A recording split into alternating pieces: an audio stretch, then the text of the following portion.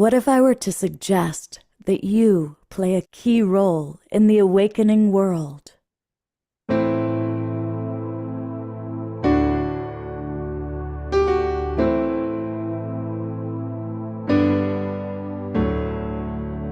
that you are watching this because you have heard the call.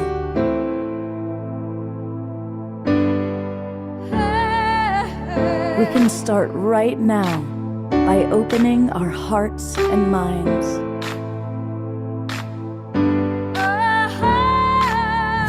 Welcome to the awakening world.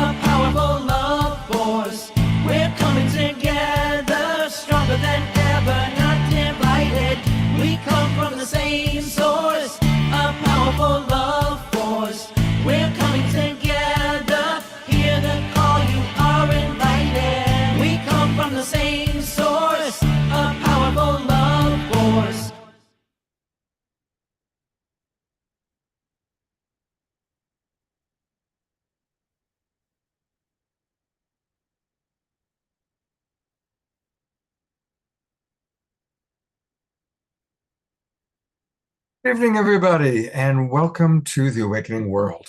I'm your host, Love Coach Scott Katamas, and tonight we've got kind of two really exciting different pieces. We are good friends with our colleagues at Unity Earth, and I'm really grateful that for the first half of the show, my co-host will be the wonderful Ben Bowler and his incredible partner, Irina Morrison. And they're going to be sharing with us the highlights of the recent, where are you, Irina? There you are. They're going to be sharing with us the highlights of the recent Unity Earth Symposium, just like what you see behind Ben there. Every year they do this extraordinary symposium, and we're going to take a look at some of the highlights, look and hear from some of the presenters, and of course, chat with you, our Zoom room audience. I also want to welcome everybody watching on YouTube and Facebook. And definitely send us your thoughts and comments, and we'll do our best to read those online. And we, of course, have Omar Shar, who's going to give us 3 songs. But we also have something very special. Mayor Cromwell, our dear friend, is back with us. And she's got a really special announcement to make. She's also going to, this is a woman who's very connected to our beloved Divine Mother, Gaia. And so she's going to connect to the earth, to Mother Gaia, and give us a little message of what she perceives Mama has to say to us, and also let us know about a big event that we all want to be a part of. So it's going to be a really fun show. For those of you in the Zoom room, let us know where you are geographically, and let us know if you watched parts of the Unity Earth Symposium and what stood out for you, because we're going to comment on that. And to get us rocking and rolling, I'm going to turn things over to the irrepressible house musical artist for the Peace Tribe, Mr. Omar Shar. Well, namaste, everybody, and irrepressible I am. So I love that, Scott. Thank you so much. And our Facebook family and YouTube family, thank you so much for joining us. We are with you right in here.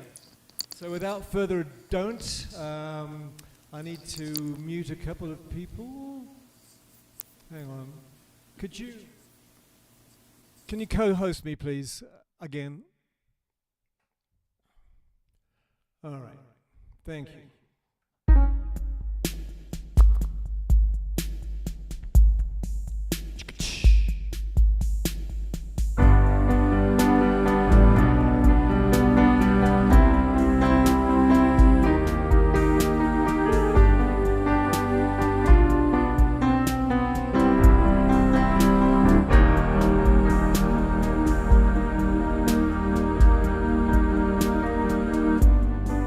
Just when you think that all is lost,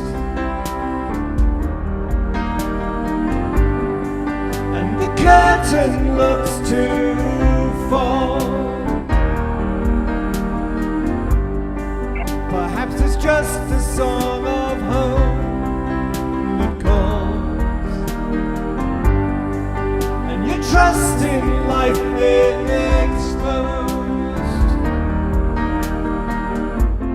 No need to sit around and mope.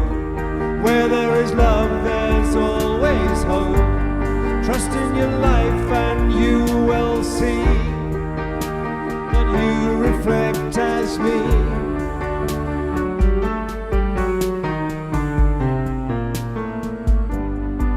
Another day is here for you to live, and I'll walk it through with you. There is no doubt your heart is pure and true, so I came to remind you. No need to sit around and mope. Where there is love, there's always hope. Trust in your life and you will see that you reflect as me.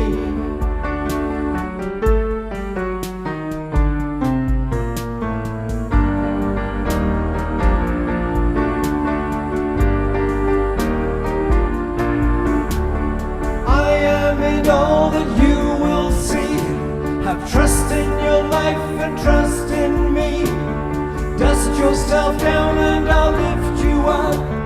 I will fill your loving cup.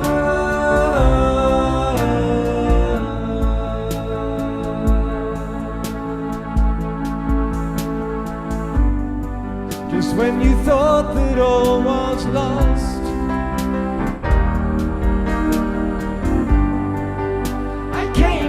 remind you.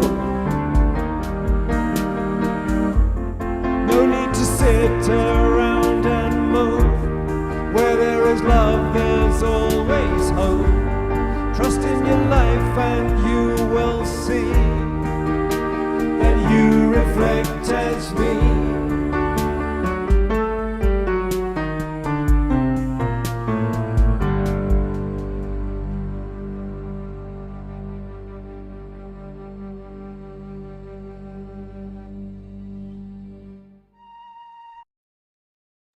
And let's go to gallery view, and I'll give love and hearts and all that good love to our beloved Omer. Thank you. Maybe a couple of pumpkins would be nice. Absolutely. I want to take a moment. I know that your mom has taken a turn. Oof. And can we send you and her some maximum grace? Yes, thank you. And her partner, they must have a soul contract. When she went into hospital last week, and her partner, almost 2 days later, fell deathly ill, and he was the one looking after her, and so it's a double whammy. And so in 2 or 3 weeks, I'm going to work out to get over there. Anyway, blah blah blah. Thank you. Yes, receiving. Absolutely, maximum grace. What's your mother and her partner's names? Kate and Roy. Kate and Roy. Maximum grace for Kate and Roy. Thank you.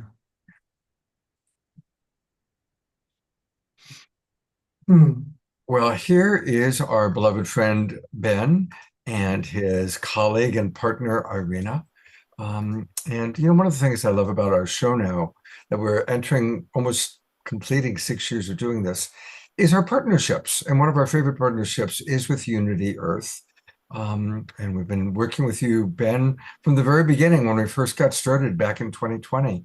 And every year you have your symposium, but this year you did it at the same time. I was at the Conscious Life Expo, and so I wasn't able to participate as I normally do.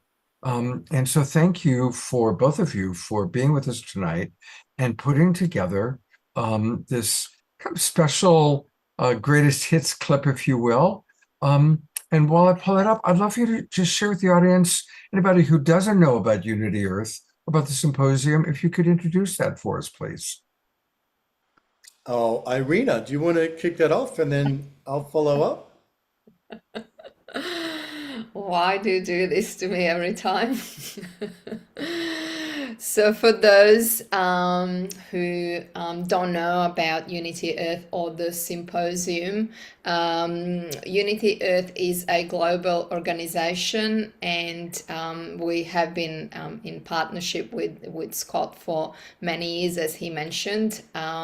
So, we do events mainly bringing people together, creating that container, a platform where we can, magnify the energies of peace and oneness.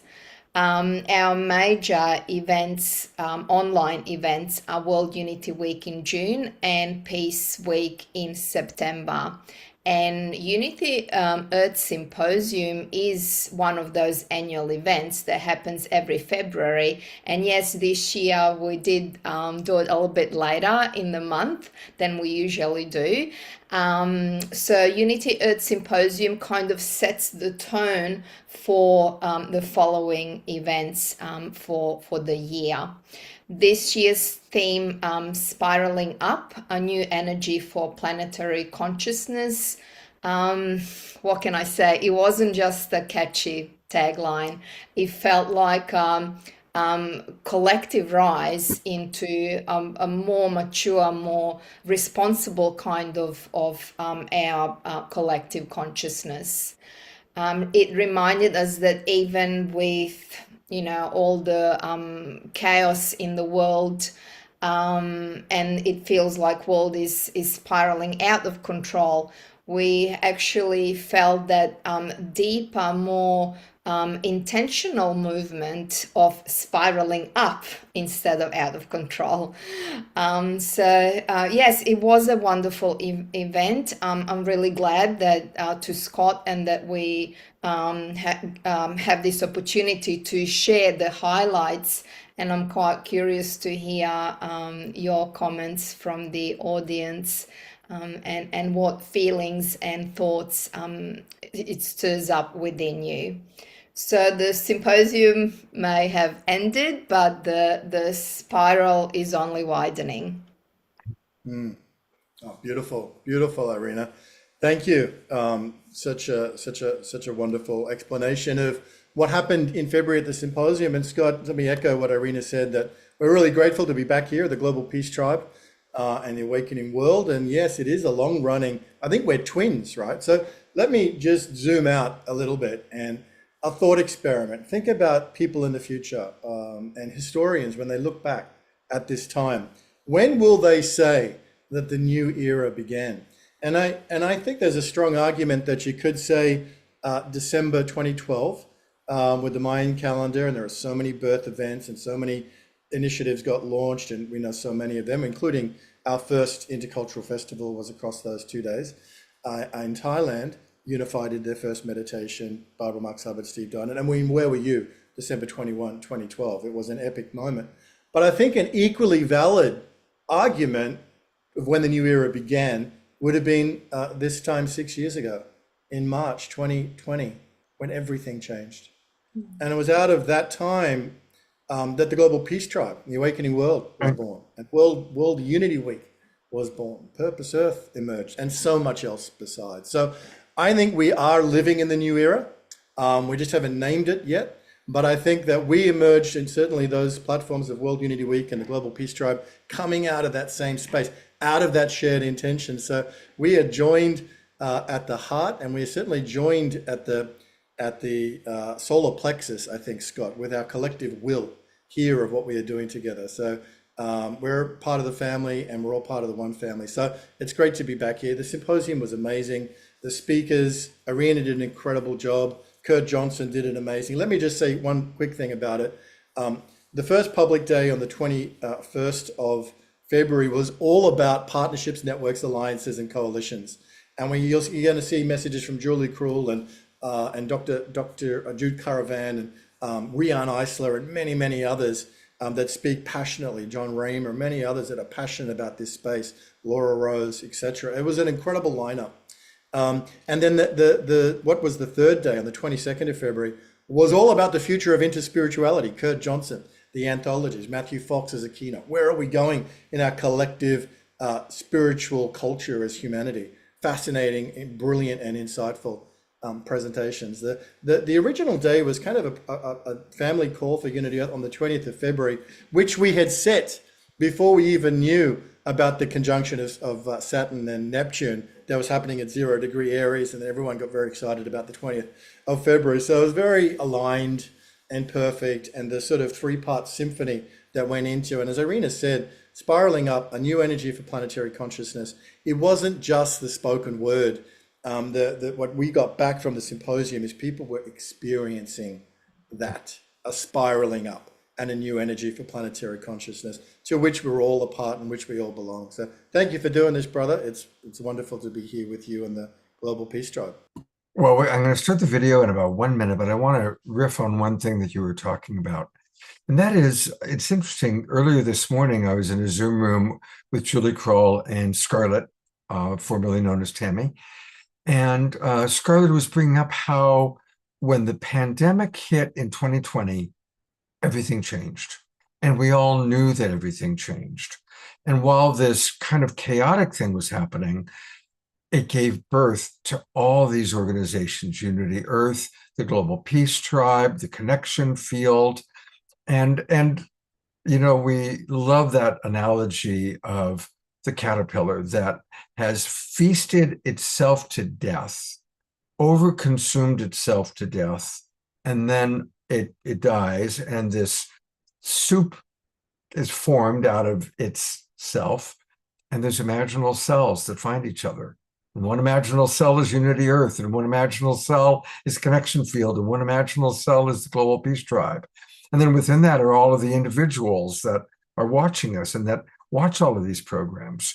And we all are coming together to create the butterfly, to create the new paradigm. And I want to acknowledge that it feels to me like 2026, as the year of the snake shedding its skin, the fire horse moving forward. Now we have to really increase our efforts again, because there's a new war. And this new war is an especially terrifying new war for how it could escalate. And for every action, there's an equal and opposite reaction. And all of us are that opposite reaction. We are the Global Peace Tribe. We are Unity Earth. We are those who are holding the space for a new paradigm of peace. So it feels like, okay, we're shifting gears once again, just like we did in 2020. 2026, we're having to shift gears again into even increasing our efforts together. So those are some of my thoughts, and I would imagine that the two of you can relate to that. Beautiful. All right, let's take a look at the video. Now we're going to periodically stop it and get comments. So all of our Zoom roomers, please pop, as you're watching, comments into the chat box. I'm going to periodically stop. We'll talk about what we just saw, and I'll read some of your comments. And of course, and Scott, if I can just real quick give a shout out to Tom Fellner, who at short notice had to go through 11 hours of video to produce this 45-minute package. So deep bows to Tom Fellner. Thank you. Absolutely. Thank you, Tom. Thank you. Thank you. Let's make sure we send this video of tonight's show to Tom so he knows that. All right, here we go. Oh, that's Unity Earth, actually, which, while I've got it up, I just want people to know that to learn all about Unity Earth, go to unity.earth. And that's where you can discover all about this wonderful organization that Ben and Irina have put together, along with many other colleagues. And we're also going to meet one of their favorite colleagues, Amanda Waring, a little bit later in tonight's show as well. All right, here is the video.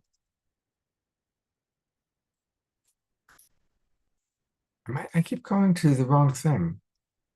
Let's go to, there we go.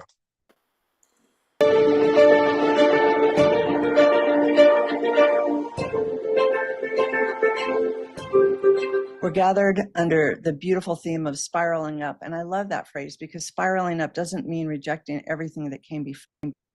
honoring what brought us here while becoming willing to release what we can that no longer will carry the future. And that is the invitation I want to name today. Not just how do we collaborate better, but deeper.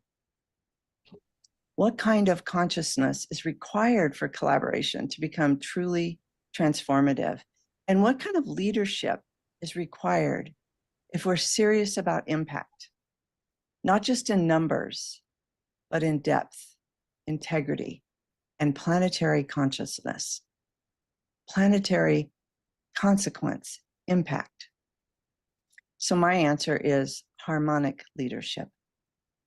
Leadership rooted in energy, frequency, vibration, resonance, coherence, presence, and emergence. Tesla said, if you want to understand the secrets of the universe, think in terms of energy, frequency, and vibration. So what if that is also the directive for this conversation? What if our greatest partnership challenge in 2026 is not primarily organizational, but vibrational? Because many of us are still trying to build unity using the architecture of separation. We're still conditioned by brand competition, scarcity and funding competition, control-based decision-making, fear of losing relevance, and inherited structures that reward fragmentation. And then we wonder why so many coalitions become exhausting. You cannot build a unity movement with the architecture of separation. We need a new operating system.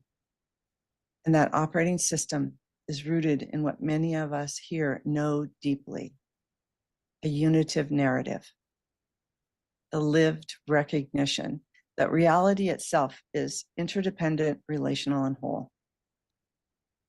In the unitive age, partnership is no longer my mission plus your mission. It becomes shared stewardship for the good of the whole, for Earth, all life, and future generations.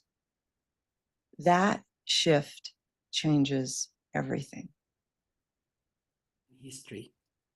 Despite the turbulence and uncertainty that often surround us, there is a subtle yet a profound awakening unfolding, a maturation of our collective awareness and a growing sense of responsibility toward Mother Earth. This new energy is more than a passing feeling. It signifies a fundamental shift in how we see ourselves in relation to one another and to the planet. It urges us to move beyond immediate concern and recognize the interconnectedness that unites all life. In doing so, it fosters a commitment to stewardship and care that's both urgent and enduring. How do people build sustainable, regenerative, sustainable initiatives? It's always, and in every case, in deep connection to the roots of our shared humanity, deeply connected to home, deeply connected to culture and to nature. And as such, we are moving. We feel in the new way of partnership that can accelerate us and can bring us into a paradigm of unity. We are moving from bilateral transactional perspectives of partnership. And I admit I even started to dislike the term of partnership because somehow it has been overly abused. We are moving much more into ecosystemic relational perspective. The currency of the future is not what's in it for me, but what is it that together we can serve? It's not anymore what is our shared strategy and how can you serve my strategy and I yours, but what is the common story we are holding and building. Exactly, where it's relationship and the mutual care, I would even say love, because in the Unity family, we really feel every day that love and mutual care, which is the currency, not performance, not outcomes. Julie, you said it so well, not all of those quantitative results, because it's really this deep care. It's, as you said it, you know, it's not anymore the old between sectors, Julie. What we found is in this approach, we've had, in fact, from the most unorganized, spontaneous grassroots movements, which have come forward in co-creation more than partnership, to the enterprises, businesses, to universities, which have become homes for humanity, and to, in the Philippines in December, an entire municipality. So from the police and the army to the municipality to the former warlords in Mindanao became a home for humanity. Violence. And so my journey over the last few years was to study the teachings of Jesus, independent of religion, independent of institutions. And what I found in his teachings was an amazing person who went through his own personal transformation journey into consciousness, in what he defined as kingdom consciousness, maybe a term that doesn't fit in our language today, but what we would call the beloved community consciousness, the oneness of humanity. And in that consciousness, he also taught us how to move in that consciousness. He wasn't about people believing in him and that he died for our sins so that we would have life in the afterlife. It was about how we live and manifest this consciousness on earth today. And I know that many people around the world are engaging in consciousness work, spirituality, enlightenment spaces. And I want to challenge a lot of what's happening in this world, because many of us who are engaging in this are disconnecting from what is. We feel as if we have gained some insight that makes us look at others as different, that they are living an illusion and we are entering into reality. And what I want to invite us is to look at this as still we are trapped in that old consciousness, in the consciousness of patriarchy, in the consciousness of duality, in the consciousness of us and them, in the consciousness of right and wrong, in the consciousness of judging those who are not like us. And I want to really challenge us in the spiritual world to really begin to understand that for us to move into the new consciousness, it means to fully be present to fully what is happening in the here and now. And this is what Jesus was teaching. Before we get to Pato, I did pause that. We could all be united. Tell me why this so I want to comment on what just happened. Pato. planet Earth can provide everybody's needs. Tell me why this. There we go. We will definitely go to Pato in a moment. But the gentleman who was just speaking is not someone I've seen before. So I'd love for you to tell us who that was. And I noticed that there were some comments that came in from our audience. So, there was a very dynamic statement he was making. So first off, tell us who that gentleman was. Oh, yeah. Well, that, as Irina said in the chat, and for those who maybe can't see the chat, that was Sami Awad. Actually, he is a contact of Tom Fellner, who made the edit of the video. But Sami is extraordinary. He is a Palestinian peace builder. He lives in Bethlehem. He's from the minority Christian community in Palestine, and a phenomenal, authentic voice of our time. So we were very, very grateful to have him and speaking so eloquently about the studies he's done on Jesus. He's got a book out, and I think it's called The Awakening. We'll find it, Irina. We'll get it in the chat. He's got a book out at the moment, which is all around awakening, Scott, which is great. But it's really about his removing all the kind of millennia of cross-defied religious perspectives and going into the heart of who was this man, Jesus of Nazareth. And that's the work that Sami's done. And then he's asking, what has he got to say to us today? In particular, in the context that Sami lives in, Palestine and Israel, and the conflict, never ending, it would seem. But he's really identifying the heart of the message, which you can boil down to the Sermon on the Mount, and love thy enemies. But Sami's extraordinary. He's a very important voice, Scott. Thanks for highlighting him. Yeah, absolutely. Whoops. And we're going to go to Pato in a moment. And I was with Pato and Antoinette at the Conscious Life Expo. And then a couple of days after the expo, I went and I visited Adensha, which I believe you've done that when you were out for the LA Convergence. So we went out and took a look at their property and spent the day with them, which was quite wonderful. So anyway, Adventure's amazing. Adventure's amazing.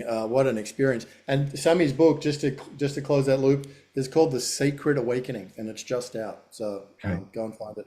yeah, if you can find that link easily, pop it in the chat box for everybody. A couple of comments that have come in, which I do want to read.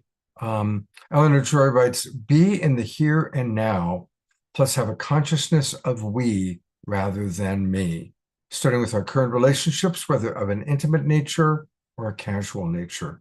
Absolutely, Eleanor Joy. Thank you for putting that in there. And Diara was tuning in and feeling the Christ consciousness.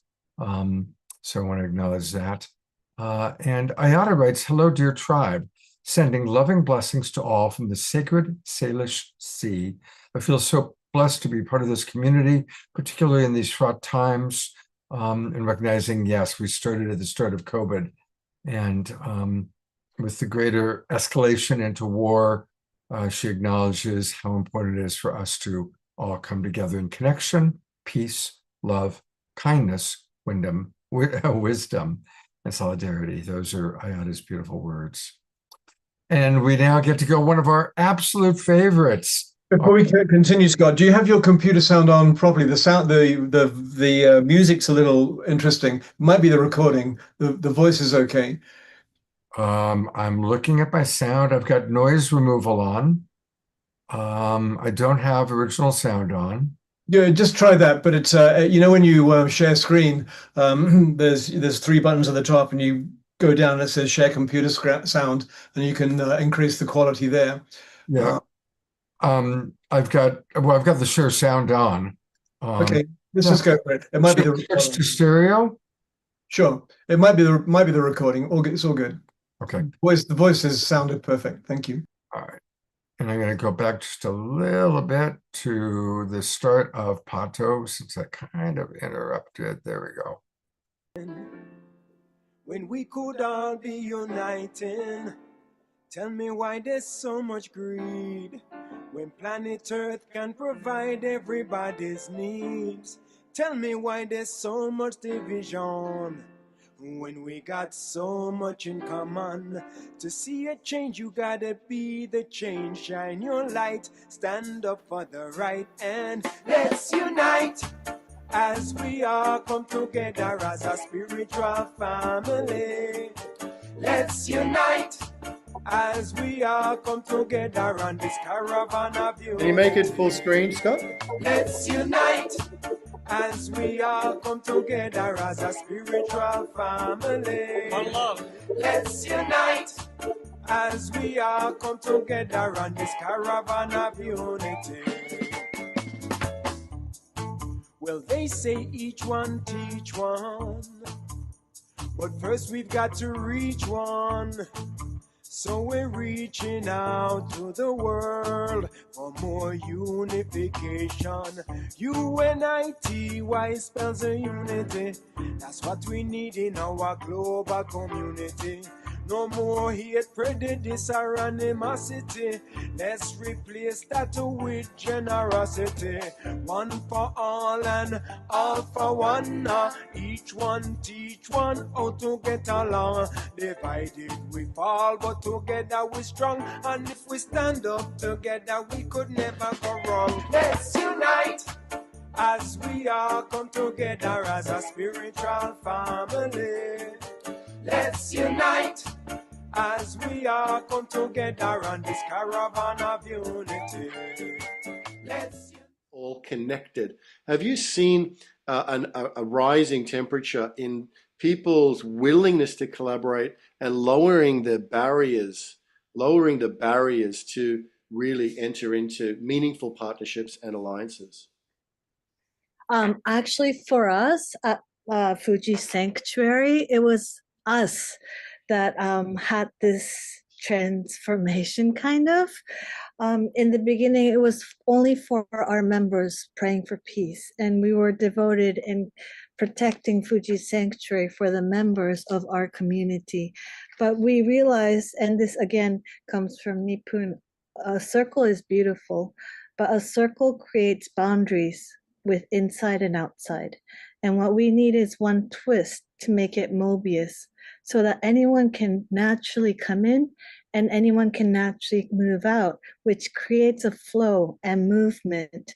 And when we were saying, okay, we're ready, we don't want to be a closed community, we want anyone to come and share, then Benson started to come, and Alexander and Ramasan started to come. And then there was this beautiful harmony and collaboration happening. So, of course, your question was more with the outside, but it started within, is our experience. And when we're ready, I think the like-minded people come and go, and it's such a beautiful energy. And that created it really started to create a new environment and culture for us. Julie talked about coherence. Well, that's one step on the way. The first is to get to consensus. Do we understand what we're actually seeing here? And do we come into consensus to move into coherence, to start to recognize with that shared understanding how we're going to make the changes that need to happen, and how do we care for those changes? So let me show you what I'm talking about here. So hopefully you guys can see a title slide that says Partnerships, Alliances, Networks, and Coalitions. And there are 4 areas that we've identified as concerns, the 4 questions having to do with this. These are not the questions, these are just the domains here. So, hey, what's happening when partnerships actually work? And then what are the barriers, the frictions, and the breakthroughs that we need? And what are some of the hard-earned partnership wisdom, things that we've learned, so that maybe we can accelerate our own collective learning and identify what are the opportunities not to miss and what are the pitfalls to avoid? And then how are we going to scale? You mentioned this 10 times scale, scaling what matters now. So I'm going to show you one. Let's just do one question so you guys can see what I'm talking about here. So the question, when partnerships work, well, what are the conditions, relational, cultural, or structural, that really helped build trust and a shared sense of purpose across those differences, right? All right, so these are the 4 concerns identified, and we'll drill down on one of them now, though they're the amazing answers, and they represent the consensus of all of us. Let's see if this really speaks to you, each of us. So when partnerships work, that's the one I was going to drill down on. So what conditions, relational, cultural, or structural, help to build that trust and a shared sense of purpose across all these differences? Well, let me show you. So Summer, why don't you read? So this is the answers that were summarized. Okay, so shared purpose. Partnerships thrive when they are grounded in a shared purpose that serves something larger than any one individual. And then trust? Let's go this way. Okay, relational safety. Deep listening, mutual respect, and honest communication create relational safety. Inner work. Ultimately, strong collaboration depends on inner work, individuals willing to move beyond ego and align around a greater good. Trust. Trust is built through integrity, transparency, accountability, and a willingness to repair conflict. Structural coherence. While clear roles and decision-making processes provide structural coherence. And for us to scale and deepen our collaborative efforts to spiral up in this new energy for planetary consciousness, I propose that we can best, and perhaps only, do so by standing together on the ground that unity is not an aspiration, but our existential reality and our emergent evolutionary potential. Well, this then, I suggest, enables us to do individually and communally stand for and align unitive values and purpose to serve love in action. We come together today, and to do so at a time and with the energies of a harmonic emergence and year of the fire horse, inspiring and empowering us, underpinned and framed by a coming revolution of our collective worldview. The consciousness that we're all interconnected is really not new. As those of you familiar with my book, with The Chalice and the Blade, Our History, Our Future know, and as those of you keeping up with new information that's emerging about earlier cultures like Çatalhöyük know, for millennia in our prehistory, human culture oriented more to the partnership side rather than the domination side of the partnership domination social scale. They were sustainable, equitable, less violent, and yes, their art shows that their belief system supported the knowledge that is emerging today from no less than physics, that we're all interconnected. We can now trace through the archaeological record and the work of people like Jean Gebser, Merlin Donald, and Brianne Eisler, very distinct developmental eras that have occurred.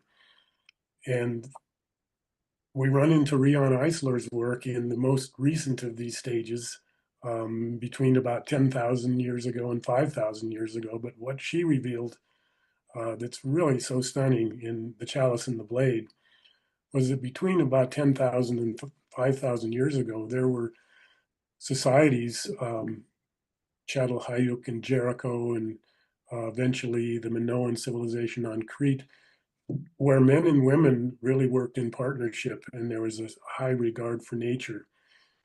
There was no war, no evidence of war, no weaponry, no walled cities. This is really very new knowledge that's not even completely accepted. It's somewhat of a misconception that these were matriarchal societies, and matriarchy is just another archy, just another hierarchy. Women were highly regarded, and the Mother Earth goddess was revered. But there's a lot of evidence of partnership. But this changed radically around 5,000 years ago, and probably due to invasions from the Asian steppes by nomadic horsemen who literally decimated and slaughtered these beautiful societies. And it became necessary to have walled cities and to develop defense mechanisms. So right around 5,000 years ago was the birth of the domination culture. So this planetary consciousness is a call to shift from seeing our role as taking dominion over the earth, which has caused the economically exploitative and extractive industries and behaviors that led to massive deforestation and pollution of these vital natural resources, to that of the return of an understanding that our relationship to the earth is sacred, and we must respect and honor all that is sacred. Well, one thing we point out, and all of you remember this, that in the 70s, the 80s, and the 90s, we really thought we were on a stepwise progression to a kinder and better world. We had the work of Paul Ray, we had the work of Paul Hawken, and so many other optimists who were telling us that we were on that direction. But what's happened, as we point out, is that instead we've moved into a regressive period. And it's a regressive period that's really based on three things we pointed out that the original pioneers of inner spirituality did not anticipate. And those three things are these. First was disaffiliation from the great wisdom tradition. And what that has meant is so many people in the world, particularly younger people, do not have access readily to those deep, deep values and those depths of consciousness and behavior. The second thing that wasn't anticipated was this rise of nationalist populism and the move toward authoritarianism and away from democracy on a global level. And the third thing that was not anticipated was the move away from printed media, which was more reflective, and to screen media, from which then we have had the development of the misinformation and the disinformation era. And actually, a group of over 100 sociologists declared these three changes as an evolutionary catastrophe. And the definition of an evolutionary catastrophe in science is something that so changes the norm that you have no idea of how you would get back to any type of a new normal. So where we end up is very much from the panel this morning by Rian Eisler, Jude Curvan, and Roger Briggs, and that is realizing that we are living in a world that's basically based on domination systems, and how those domination systems work within the realm of the family and home, and how we grow up, how they work in economics, how they work in politics, and even in the stories that a culture tells, and all the stories about who's in and who's out in the ranking systems that those domination views purvey. And obviously, we're going to have to move from the domination systems to the partnership systems if we're going to survive, if not having any chance to thrive. I'm going to pause there for a moment. And I know that Ben needs to leave in a few minutes, so I want to kind of just comment because, Jude Curvan presents such a beautiful vision for the unitive narrative, which is, I think, what we all are signing up for.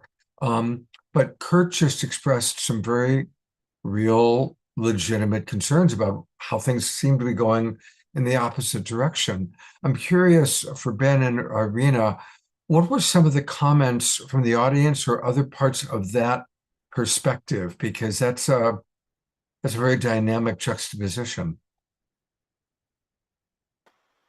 Yeah, I mean, a real world conversation is aware of the dynamics that are happening in, if we look at the emergence of the new world and we talk about the falling away of the old world, there are different perspectives, Scott, aren't there? Sometimes people say, don't worry about the old world at all.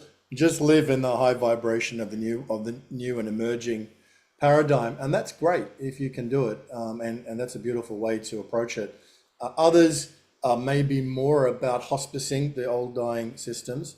And others may be more of a bit of a balance or a bridge between the two of them. I think what Kurt's laying out there with great intellectual authority and rigor is to be aware of the major systems that are transitioning, that are not wanting an awakened world, that are not wanting a global peace tribe or unity Earth, and that may be obstacles to us achieving what we're all working together towards. So I think it's good to be aware of that, and some people are called to be more conscious of that, and others are called to be more conscious of birthing the new paradigm.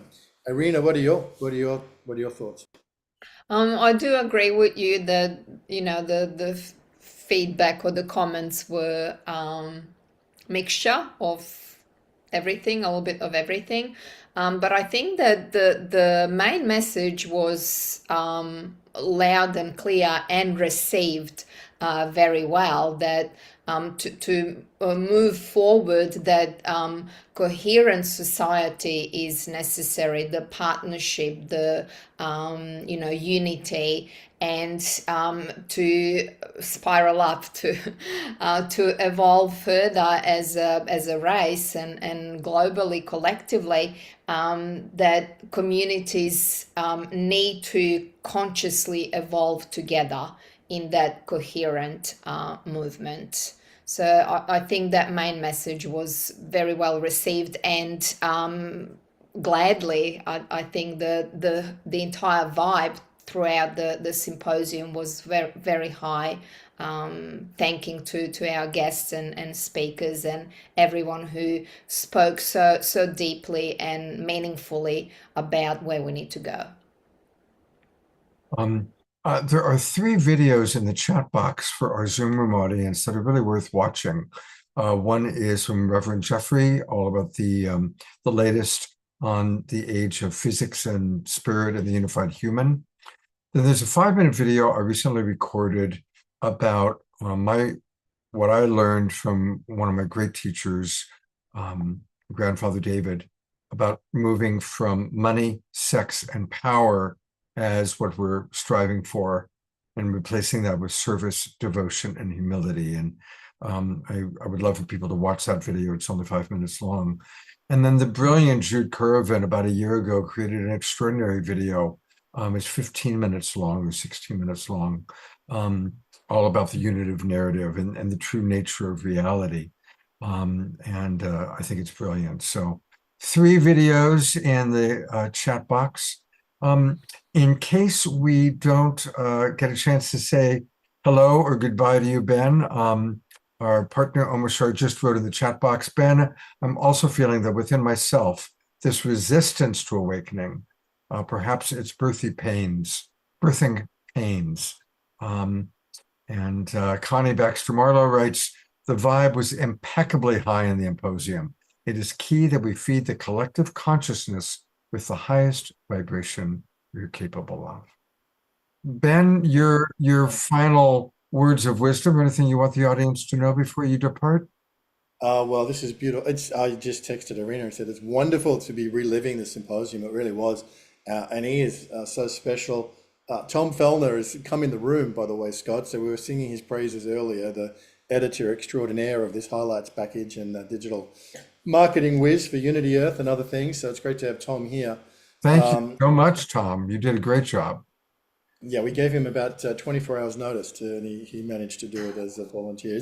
But that's the love and the commitment that it takes. We see it a lot in the Global Peace Tribe. We have it a lot in the community. So we take trust and faith. We're living at very challenging and difficult times. And it's so important, these communities, the platform that you offer, Scott, to maintain that positive vibration. What Brother Omashar shared and what Connie shared are so, kind of pivotal to, we need to maintain our own level of consciousness.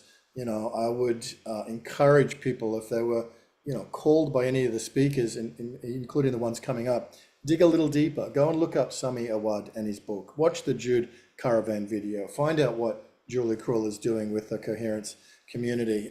There is so many resources. This is just a sample of them. It's a beautiful selection, but it is on us to maintain our level of consciousness in these challenging times and to be trees under which others can gather and community can come together. So thank you, Scott, for being a big tree in this community. It's lovely to be here with you and with my beloved sister, Irina, as well. I'll stay for a few minutes and I'll need to pop out, but it's been... Well, you'll be here just in time for an Omashar song, because we're going to we're at about close to the mid-show, not quite. So Omashar is going to do his mid-show song, and then we'll play the remainder of Tom's video. But here is Omashar. Oops, that's Ben. There's Omashar. You're muted. You took the words right out of my mouth. I was taken by surprise. Un momento. Here we go. I would like to see Omashar does meatloaf. I'd be down for that. I can't do that. No, I won't do that.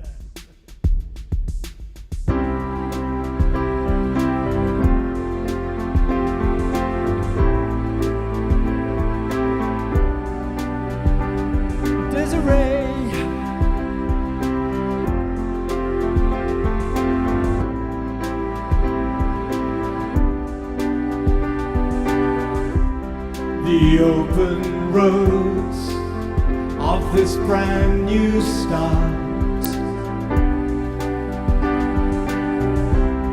the peace that flows through this loving heart, 'cause freedom comes with letting go.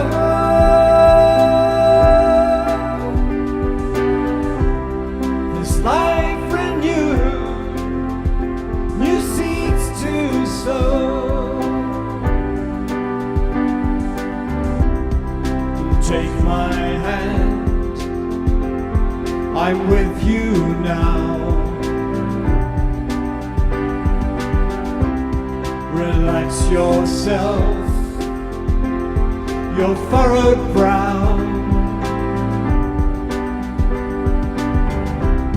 The past has gone, so say hello.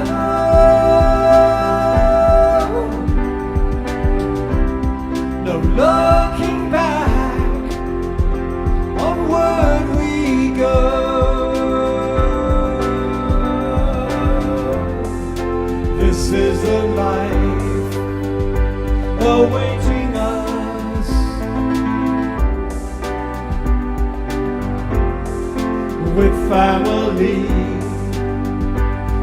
supporting us.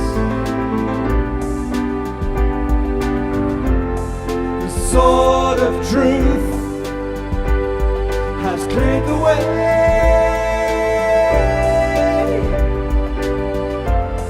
for us to rise our brand new day.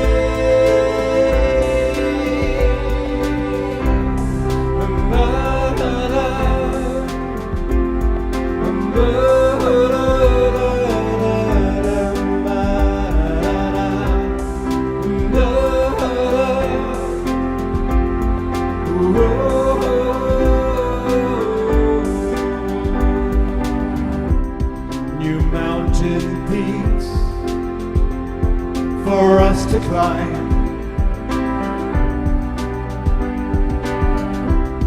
new roads to walk, no reason why.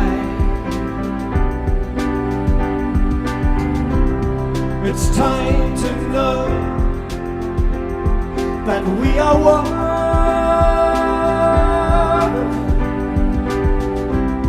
With all of life, the central sun. And this is the life awaiting us.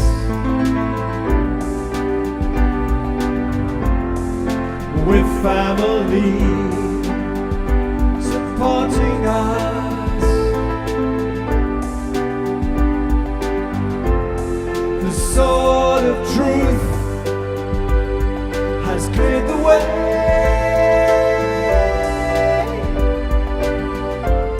for us to rise our brand new day.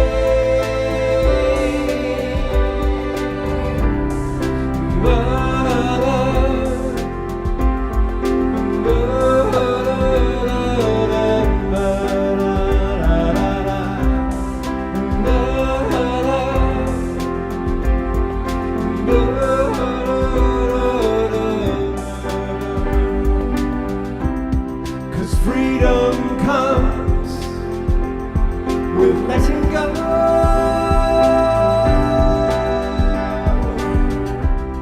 This life renewed,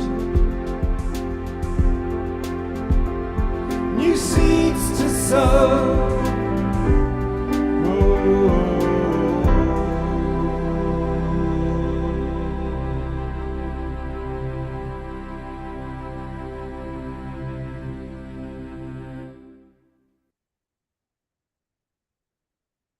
I want to ask as we give love and twinkles, who got chills just now? Because I sure was getting chills during that song.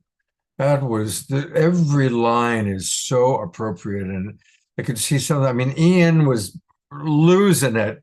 Walked out like that. Maybe he was gaining it. It's He like, was gaining it. He was gaining it, and then Mare and Desiree, who were clearly feeling it. That was beautiful. That was very. this is a whole circuit. What I'm noticing is like that we are really, truly, utterly doing this collectively. We may do our own individual practices and comeuppances, etc., but we're rising together.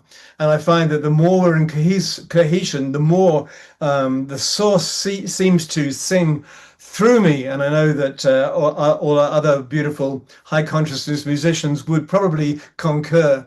And so this is me just singing the collective. And I really felt the power during this, because I think what Tom Fellner did with the Symposium was magic. 11, I mean, we have still more to see. 11 hours distilled into 45 minutes of the most salient points possible. It's amazing. And so I think this is just a collective spiraling up that we're experiencing right now. Thank you. Absolutely. Thank you, Omashar. And of course, Omashar will close us out at the end of the show. We're going to go at least another hour, everybody, so have some tea. Irina is still with us to co-host as we watch the remainder of the video. And thank you again, Tom, for putting it together. And then we're going to hear from Amanda Waring and Mayor Cromwell. So we've got a lot left. And I'm hoping, yep, okay, good. Here is where we left off. Here we go. Now that we see and know the way to lift our day and shine the light for all to see, the way back home and the way to be free.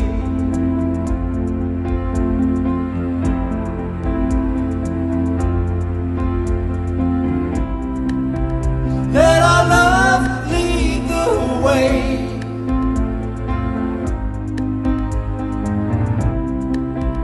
Let the light shine through all.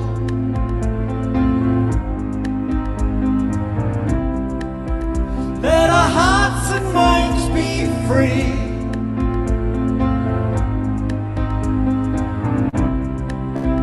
As we rise up from the fall.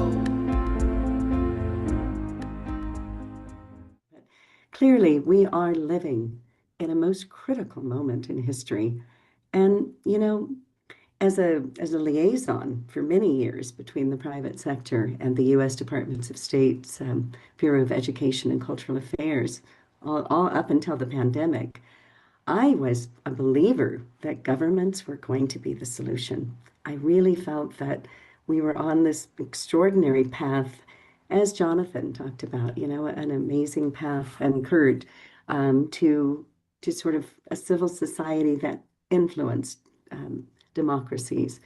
And what we're seeing now is that we can't even agree on the value of vaccinations, much less how to treat hardworking immigrants that support so many of us.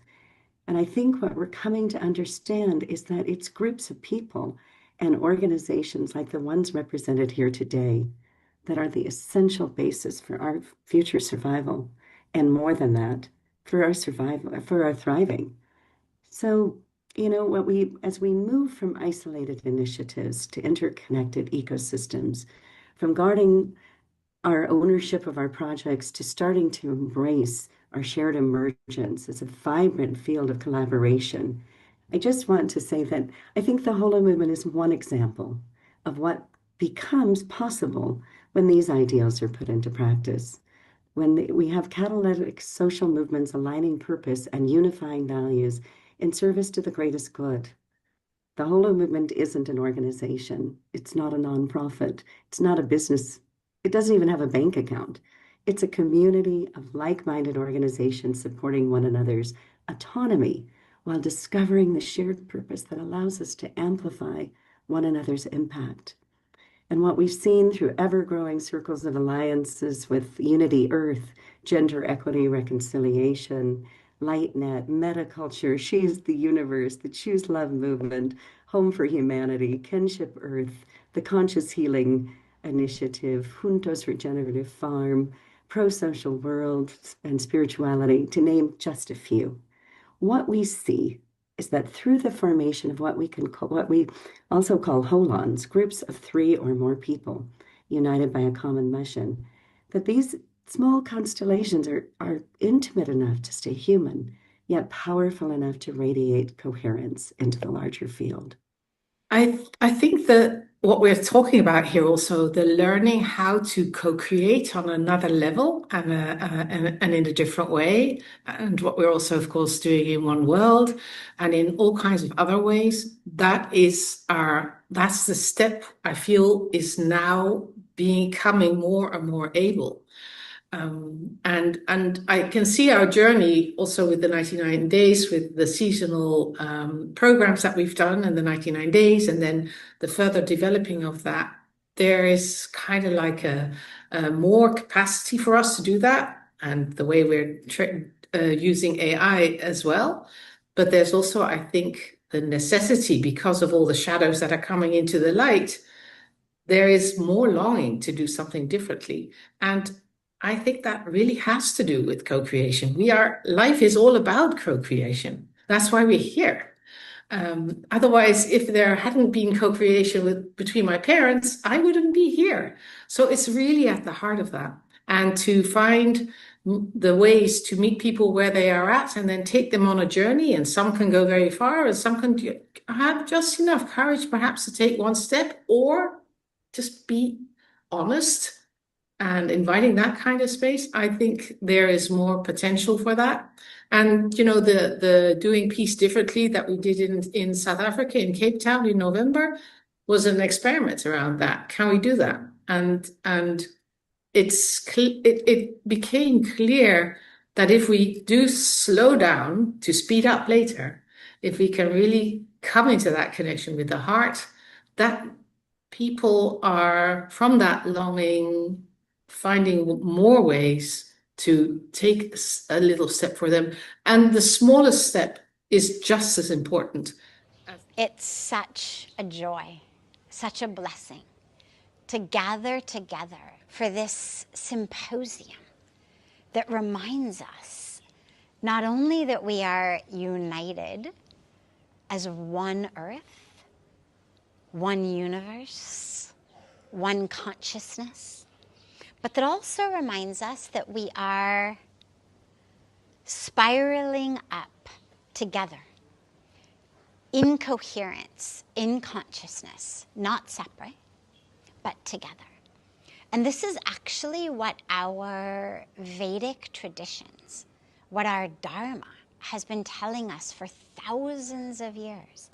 Time is not linear, it's cyclical.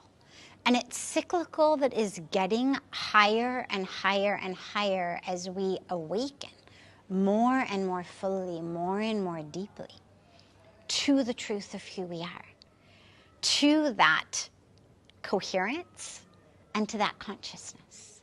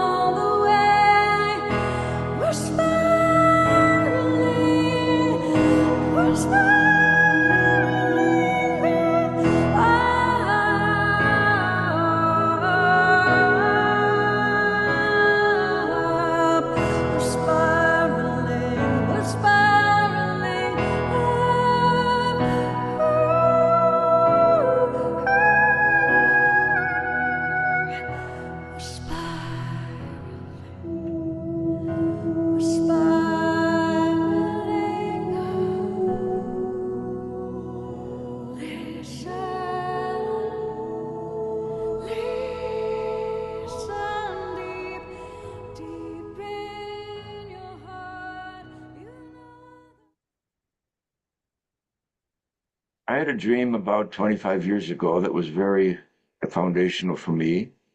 And the dream said this. It said, there's nothing wrong with the human species today except one thing. This is quite startling in itself. I think we could all make a list of 100 things that's wrong with the human species today. But no, the dream said only one thing is wrong with our species. Quote, you have forgotten the sense of the sacred, unquote. You have forgotten the sense of the sacred. Recovering the sense of the sacred, therefore, is obviously foundational to our future as a species and the future of this planet as we know it, and so many other species. How do we go about recovering a sense of the sacred? Well, Thomas Berry, a Catholic priest and geologian, he called himself, a student of today's science, the new cosmic story from science, says that we recover a sense of awe and wonder, which is the sacred, only by rediscovering the universe itself as the primary sacred reality. Well, the universe itself is being rediscovered today. We've got Webb telescope going, pouring images and stories of the beauty of the universe from 13.8 billion years ago right up to today. We are being continually blessed by today's science. And science is one of the sources of wisdom just as much as our religious traditions are today. It's part of deep ecumenism, of interspirituality, to incorporate science, and especially these stories about cosmology and the universe we live in on a regular basis, into our hearts, into our rituals, into our feelings, to move beyond the anthropocentrism that has marked so much of the modern era, so that we can contribute together to a beautiful world and to the wonder that this planet of ours is in the midst of all the other 2 trillion galaxies, each with hundreds of stars. The understanding of interspirituality isn't the new concept. It didn't just come up with Brother Teasdale or others. If you go back 3,000 years ago and read some ancient Hindu texts, it talks about interspirituality, talks about the oneness of all of us. 800 years ago, St. Francis of Assisi, who, I believe one of the most misunderstood, one of the most revered saints, but one of the most misunderstood. He's, often understood as the bird bath saint, when that has no concept of who he really is. But St. Francis of Assisi understood the idea of the oneness of all creation. A few years after St. Francis, there was a Franciscan scholar and theologian, philosopher, John Duns Scotus, who wrote what he called the univocity of being, the understanding of the uniqueness of each part of creation coming together to form the oneness of all creation. What's interesting about that is that a few years before he wrote that, there was a Sufi mystic, Ibn al-Farid, who wrote what he called the unity of being. If you read both of these concepts, they're almost identical. And they talk again about the oneness of all creation, the oneness of each of us. And so if we're going to talk about interspirituality, we're not talking about it as something brand new just happening that we're creating. We're going back, reimagining our spirituality. We even have to look at some of our indigenous cultures, the Aboriginals, the first people in the Americas, even my own Aboriginal, my own indigenous culture, the Celtic. They all believed in the oneness of creation and the oneness of us in the earth and the interconnectedness of all of us. So for me, interspirituality is about being connected to everything and to everybody. And again, one last thing I'll say is, and this more for Christianity but also for other religions, the idea that our whole Christian faith is based on a theology, that our whole purpose here is to get to there, wherever there is.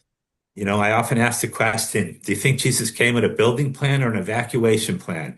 Because all of our theology is centered around an evacuation plan, and everything Jesus taught us is about building, creating the kingdom of heaven here, now. So I'll leave it on that note, and I'll just leave it with one last thing that Thomas Berry wrote. And Thomas Berry, as you all know, was one of the founders of the eco-spirituality movement, but he also was a founder in interspirituality. And he said, we go forth with a singular spirituality or we'll perish in the desert. And he wasn't talking about whether we worship on Friday night or Saturday afternoon or Sunday morning. He wasn't talking about how we hold our hands or what name we use for God. He was talking about our understanding and our belief in the oneness and the interconnectedness of all creation. So peace and all good, and thank you. But the reality of what is going on is it's not exactly the direction that we all hope to be walking right now. So I feel that this conversation is important because we are also at the cusp and the crossroads where we have the opportunity to really manifest this energy and the likeness of God and the Spirit of God in a time when humanity, deep within our soul, we are thirsting for this love. But this love cannot be found through deliberations, through conversations, through isolating ourselves in a mountain and meditating on our own. This love can only be found through our spiritual activism to go across borders, to go across the divides, to go across where people have been injured, to go across where there's injustice, to go across where our fellow humanity is being, dealt with in a way that is not fair, and become that energy of bringing us back to basics, bringing us back to believing that we are the children of God, and it's through us that God can manifest on earth. Don't you sense we are on the edge of something vast? There's something that we can't quite put into words, but that it's this momentum building. And this is basically the sense of what we have as the movement of movements, or the Holo movement, which is literally the movement of the whole, a term coined by David Bohm many years ago that Will Keepin will tell us all about. But I don't know about you, but I feel that there's a wave coming, a wave of energy that is showing up just in time when so much feels like it's buckling and dissembling all around us. And even in the midst of this thing that feels like a lot is ending and having, a real sense of dissolving, there's this possibility that maybe something is forming beyond our current understanding, perhaps, but we feel it in our hearts, and that there's a strong interconnection between things, a strong interconnection that helps this sense of there's something beautiful arising, like a beautiful new world that's possible around us, in us, between us. And it's like I sense, maybe you do, this possibility that there's shoots of new life coming up from the old cement of the past. Well, this is essentially the Holo movement. The Holo movement, I call it the science of cosmic interbeing. Here's how it's defined by David Bohm, physicist David Bohm. The cosmos is a single unbroken wholeness and flowing movement in which everything is connected to everything else. Now, the Holo movement has two aspects, which are called the explicate order and the implicate order. And the explicate order is basically the physical universe that we can perceive through our mind and senses. The implicate order is the vast unseen cosmos, the spiritual universe, perceived especially through the heart. Now, David Bohm was a leading pioneer in science and spirituality both. He went beyond Einstein and reformulated quantum physics to include quantum non-locality. Then over the subsequent 70 years, this was experimentally validated.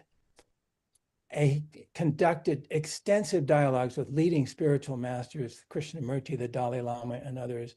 And then he developed the Holo movement, which unifies science and spirituality. Now, what does the Holo in the Holo movement mean? Don't be intimidated by this. It just means that reality has a fractal or holographic structure.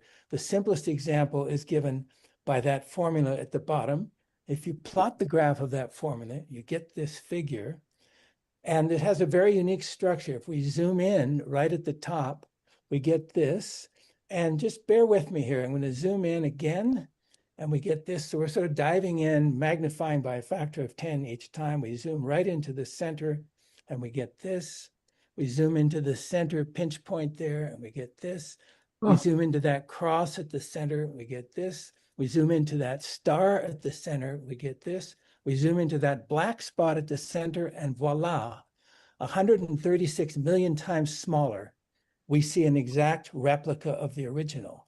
This is the holographic essence of the Holo movement.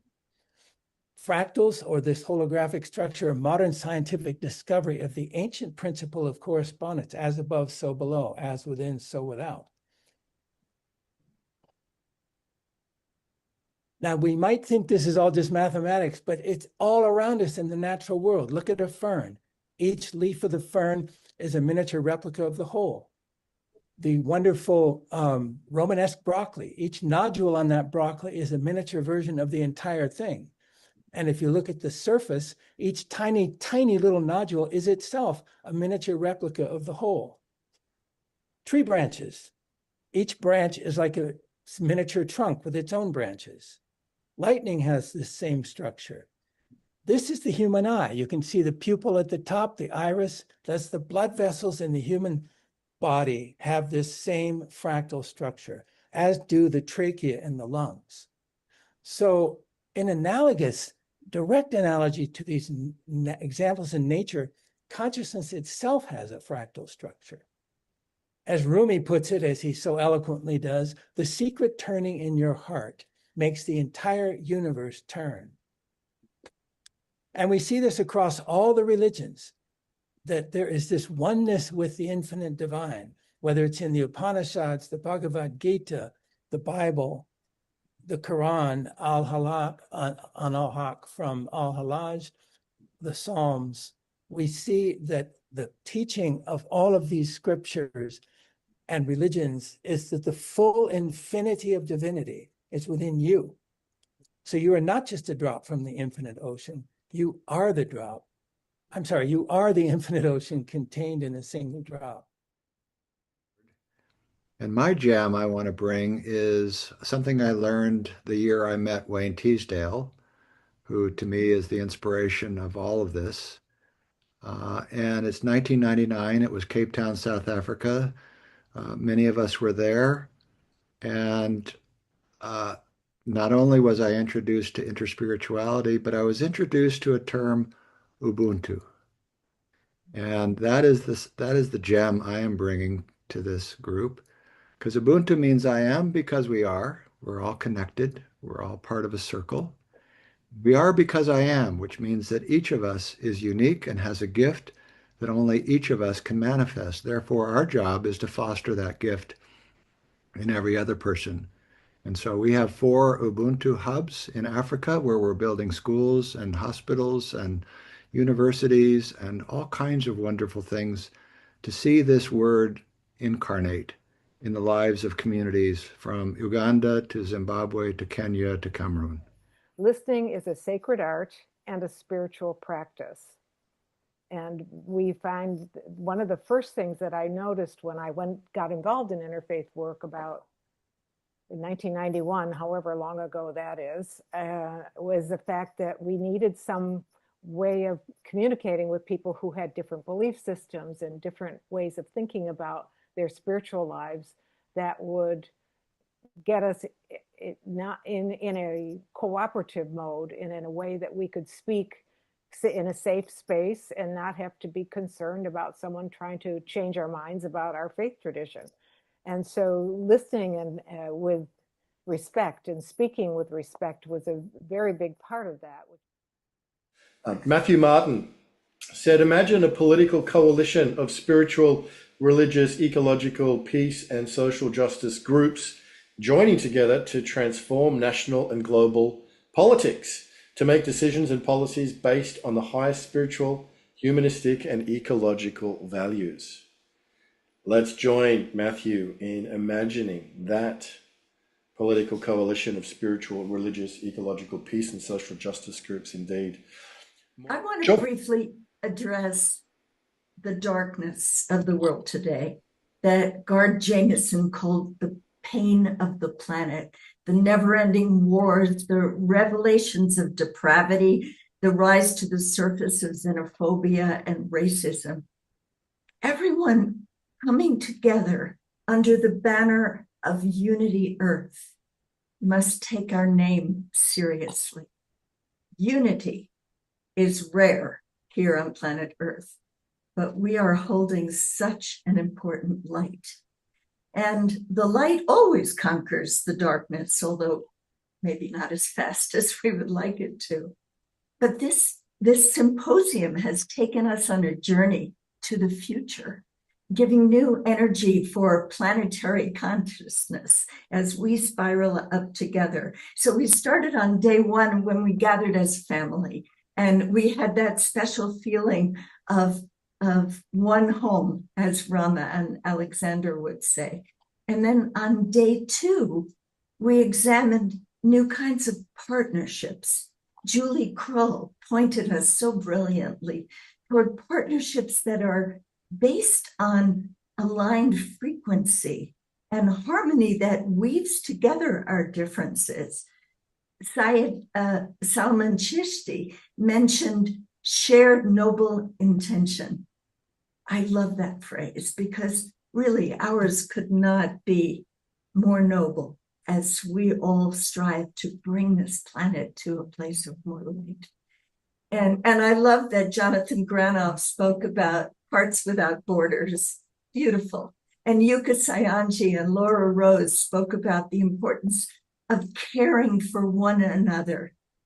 And Laura spoke, and Kay Lindahl. Kay Lindahl spoke so beautifully about experiencing wonder and awe.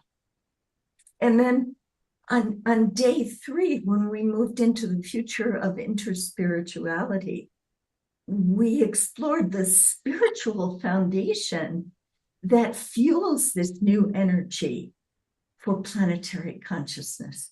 We are rediscovering the golden rule with Ambassador Musehailu and the unitive narrative with Dr. Jude Currivan and the wisdom of indigenous peoples and leading from the heart.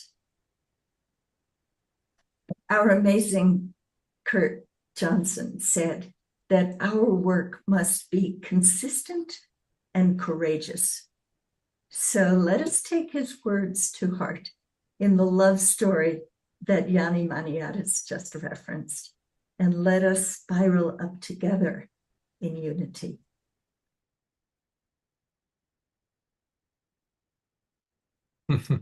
I love that Rev Deb was kind of our final presenter. I'm going to take a quick look at some of the chat, and I want to ask you, Irina, maybe to share with our audience, what are some of the other voices or things that stood out for you that we didn't get a chance to see in this video? Oh, so many, Scott. People in the chat have been asking if they can watch the replay. So yes, they are available on our Unity Earth TV page, on our website, and also on our Unity Earth YouTube channel. And I'll pop the links in there again. So many. We had, I think, almost 40 speakers, definitely over 35. So over 11 hours of content. So I would suggest that, yeah, you just go to the links and to our page and browse, see, watch all of the sessions, or anyone that sort of the titles jumps out at you. I think for me personally, the main takeaway from this entire event, the whole symposium, from Julie Krull to Deb Mulder at the end and everyone in between, I love how Julie Krull said that the leadership should be rooted in energy, frequency, and vibration. And that really sort of speaks of entire, not just symposium message, but the whole movement and where we need to go collectively. Because on that high vibration, there's no any other way to operate but in oneness, in honesty, in integrity, in peace and love. Anything else of especially of low vibration cannot take place. So that's something that I personally thought more deeply about it throughout the symposium and after the symposium. And I think every single speaker had that underlying message that, to go forward collectively, globally, as one race, as a human race, in humility, in oneness, in love, in peace. That the frequency, energy, and vibration is of the highest importance. And also to go forward in synchronicity with Mother Earth and the entire universe. Because looking at nature, the law of coherence already exists in nature. Everyone has a role, and everything has a role, and everything coexists together so beautifully. Nature also operates on universe's law or universal laws. So I think it's us humans that need to catch up with that energy, with that frequency, with that vibration. And the only way to do that is to spiral up. Beautifully stated. Thank you so much, Irina, for sharing that with us. And Amanda Waring, just be aware, I'm going to go to you in a moment. But for all of our friends watching on Zoom, on Facebook and YouTube, if you want to watch the entire programs, all of them, go to unity.earth/TV. And that's where you'll find all the different Unity Earth symposiums, all the different sessions.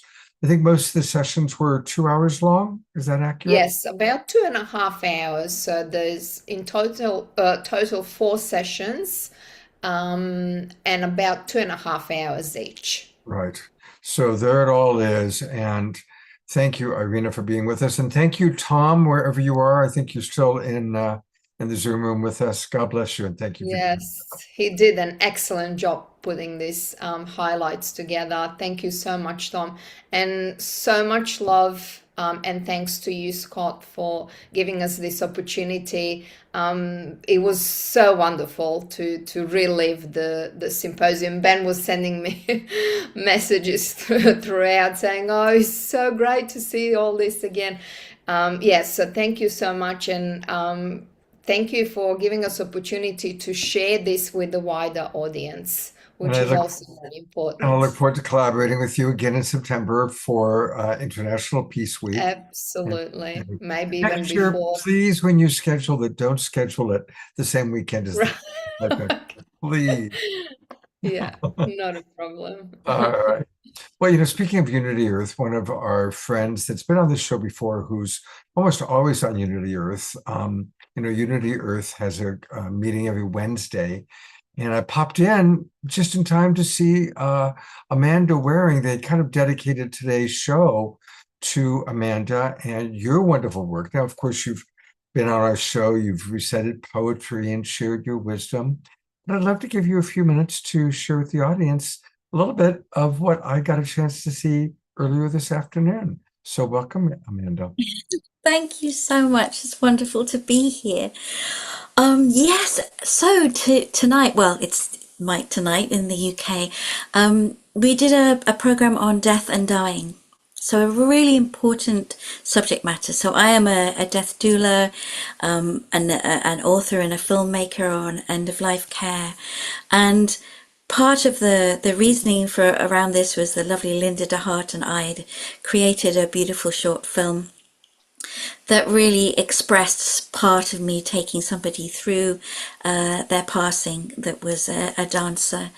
And where I feel at this moment really, really honoured to be given that time to share with the audience that was there. How do we now look at death and dying in a way that is not shielding us from it, but guiding us through it? How can we look at supporting each other to have those deep conversations so we're not left in a desperate state where questions haven't been talked about, wishes haven't been granted for what people would like or consider for their passing, that we make it a much more normal, loving conversation way before we get to, a time when perhaps it is our natural passing.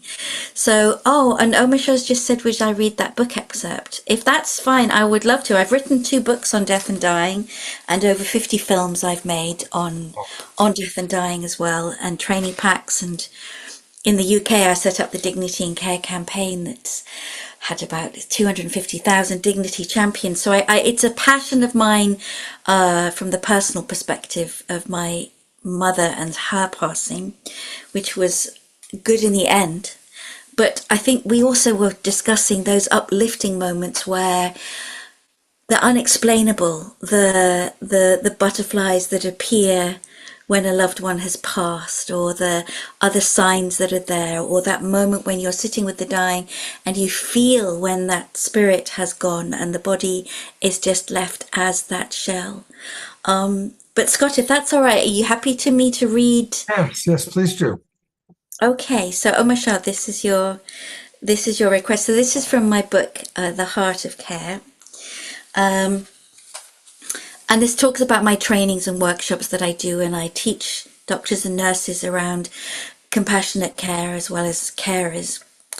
So in my training sessions and workshops, I like to retell the story of an American doctor, Paul Ruskin, who was giving a lecture to graduate nurses on the psychological aspects of aging. He told them, the patient neither speaks nor comprehends the spoken word. Sometimes she babbles incoherently for hours on end. She is disorientated about person, place, and time. She does, however, respond to her own name. And I've worked with her for the past 6 months, but she still shows complete disregard for her physical appearance and makes no effort to assist in her own care. She must be fed, bathed, and clothed by others. And because she has no teeth, her food must be pureed. Her shirt is usually soiled from almost incessant drooling, and she does not walk. Her sleep patterns are erratic, and often she wakes in the middle of the night and her screaming awakens others. Most of the time she is friendly and happy, but several times a day she gets quite agitated without apparent cause, and then she wails until someone comes to comfort her. So I asked how the nurses would feel about taking care of such a patient. And they use such words as frustrated, hopeless, depressed, and annoyed. And when I said that I enjoyed it and thought that they would too, the class looked at me in disbelief. And then I passed around a picture of the patient, my 6-month-old daughter. So why is it so much more difficult to care for a 90-year-old than a 6-month-old with identical symptoms? A helpless baby may weigh 15 pounds and a helpless adult 100. But the answer goes deeper than this. The infant represents new life, hope, and almost infinite potential. The aged patient represents the end of life with little chance for growth in some aspects. But we need to change our perspective. Those who are ending their lives in the helplessness of old age deserve the same care and attention as those who are beginning their lives in the helplessness of infancy. And I suppose what I'm asking for everyone is to say this is a rallying cry, because all of us are getting older. There's not necessarily going to be carers for us other than the people that we can get to care for us. So we really, all of us need a national care service so that we're taught loving principles of person-centered care at school. It becomes part of the curriculum. And when I say, we've got a national care service, I've spoken about it a lot on the UK and TV, but they say, oh no, that's not possible. And I'm going, but we haven't even tried that. Of course it could be possible. So I don't know, for me, we are going to have to, as a society, take this on board, which gives us our humanity, the chance to give and receive love. Love in care is not a dirty word. Love in care is what it's about, and what's been squeezed out through all of these policies and procedures, and shortening the hours that people can have with elders or anyone that's dying, is that we've we've squeezed out our humanity, and we've placed it with carers that are overworked, overwhelmed, underpaid. And this system has to change. It has to change now. So we can do this. I totally believe that we can do this if we look at systems changing. And I've been very lucky with my films that I've made. One of my films called What Do You See? And I took it to the Prime Minister when I made that film, which was now 25 years ago. And I said, we have to start putting the word dignity into training, because it wasn't even in the training of doctors and nurses, that concept. And so many times I've seen older people treated with a lack of respect. And now, as we're embracing the understanding of elderhood and what that means, and the honouring of all of our life stages, whatever age we are at, each one is as valid as the other, and each are interconnected, and we're our own unified being. So if we can embrace all those ages that we are and the ages that we're going to become, and not be frightened of addressing our growth. We don't criticize a tree for growing age upon age upon age and getting stronger and looking upwards. But we kind of seem to do that for humans, and our spirits are growing all the time. So this is my work, and I'd love to share a poem with you that kind of relates to what we were talking in the world situation, the symposium as well, and also our death and dying. And it's this: if you plant a seed and it takes root elsewhere, don't turn your back. The seed is still there. It's sowing that matters, the courage to try. Nerves may be shattered, but the seed cannot die. So let's celebrate all the seeds of love, compassion, interaction that we have shared with loved ones.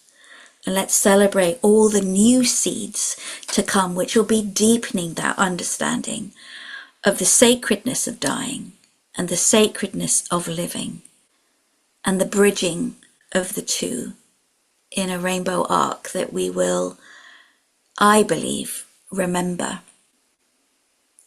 If we can remember to let go of our physical body in a gentle way.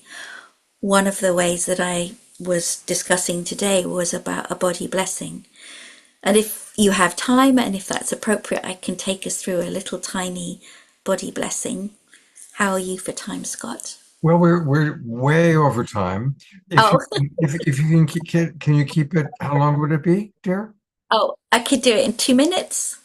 Okay, 2 minutes max, and ideally one, because we're about a half an hour over time already, and we still have the great Mayor Cromwell ahead of us. So amazing. Okay, we just imagine that you're going to bless your hands. We're allowing ourselves to let go of our physical form by honoring it and blessing it. So bless your hands. These beautiful hands. Think about your hands that have given you the opportunity to touch, caress, paint, to be able to stroke your pets, to love. Bless these hands. And let's bless your feet, your amazing feet that have allowed you to walk the land, to travel, to see loved ones. Bless your incredible feet that have given you the opportunity to dance and jump, to be in the sea, to be in the grass, and come up to your mind. Bless your beautiful mind that has stored and learned and shared so much knowledge and has found so many solutions. And bless your beautiful heart that has felt so much, that has loved and held so much and will never be forgotten. Thank you. Thank you very much, Amanda. And thank you, Desiree Omashang Diarra, for kind of presenting that.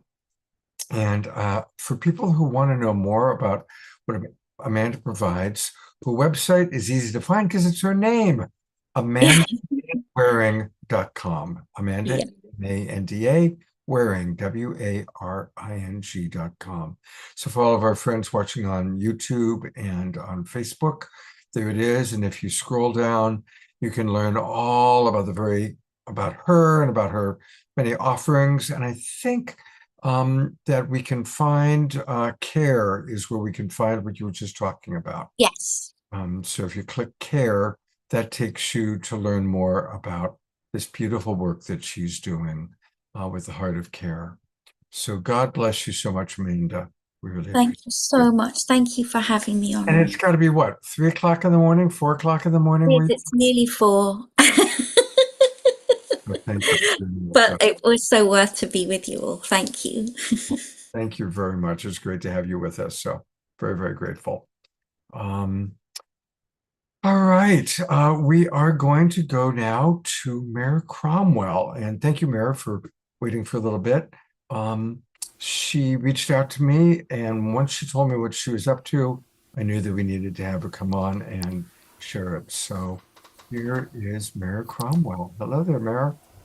Hi, Scott. Thank you so much for just saying, come next week, you know, because I literally landed this on you, I think on Friday or Thursday. Thank you for having me. And love to you, Amanda, because we had a great connection in the fall. And I have to share this very quickly. This has been with me in my pocket, in my hands all day. And this is what I see with the Unity Earth. So, you know, it's just, I don't know, there are no coincidences. So Scott asked me to come on to share about something really big that's happening more on the East Coast of the United States, on the other side of the big pond from Amanda. And before I share it, I'm on the East Coast and it's close to 11. I've been up since like 5 in the morning, but that's okay. What I want to ask everyone to do is just take a deep breath in through your nose and exhale through your mouth. And then just drop to your heart.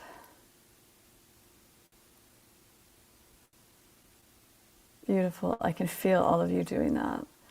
And then from there, drop to Mother Gaia's heart by visualizing a beautiful cord of energy going down your spine from your tailbone straight to Mother's heart. Just drop this cord of energy. It's a love cord connection. Thank you, Scott. I was going to post some information too. And so what I want to talk about briefly is that there is a woman named Whitney Freya. I'm not the organizer of this event. It's called the Great Mother March. And Whitney's based out in Oregon, and she got a very clear spiritual call from the mother saying, I want you to organize the Great Mother March. Kind of the messages I get from Mother when Mother told me to write the Great Mother Bible and to organize 1,000 Goddesses Gathering. But Whitney's the one who got this call. I sit on her visionary council, and she's a dynamo. She didn't have time to be part of this today.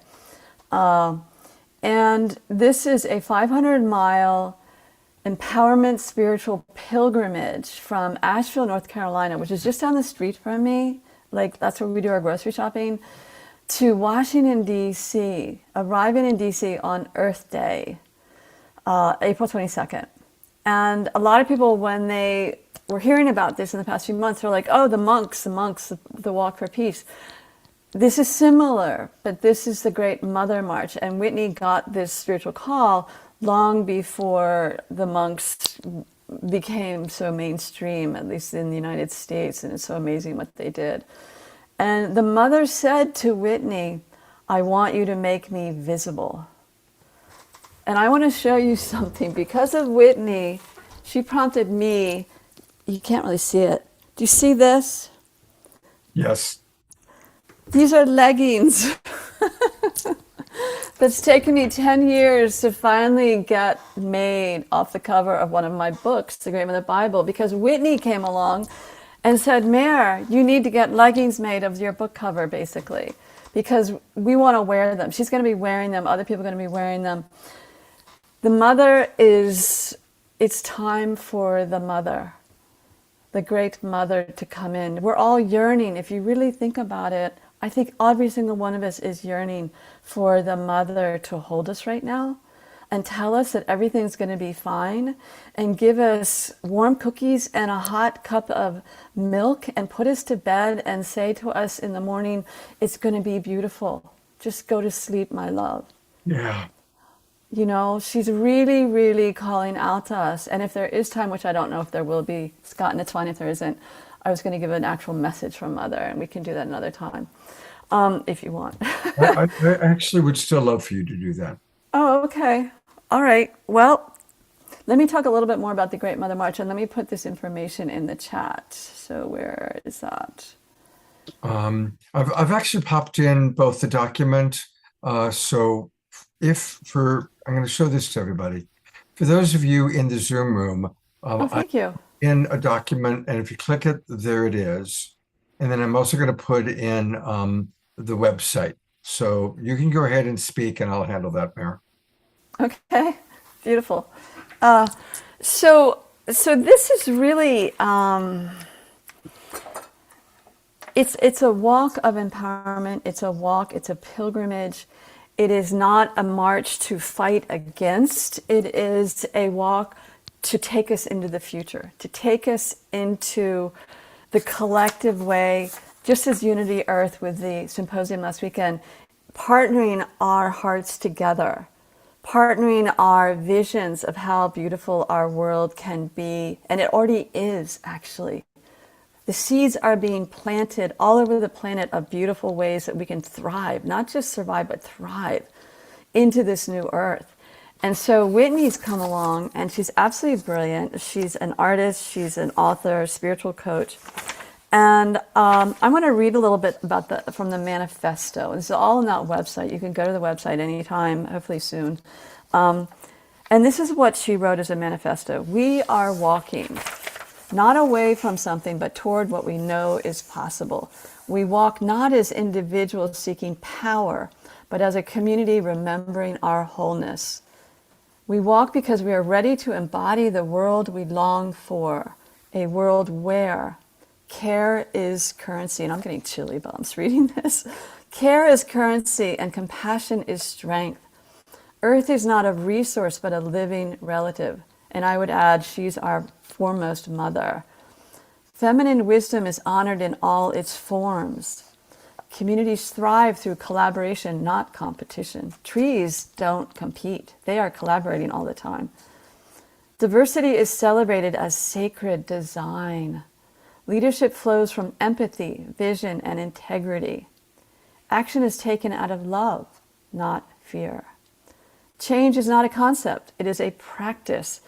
And that the future is not waiting for us, it is asking to be co-created through us, step by step, breath by breath, together. So we walk in devotion to the feminine principle, not as a gender, but as a sacred intelligence that lives in all of us, regardless of identity, the power to nurture, the courage to feel, the wisdom to listen, the resilience to care, create, include, and imagine. We honor the feminine not by excluding the masculine, but by restoring the harmony between doing and being, action and reflection, striving and surrender.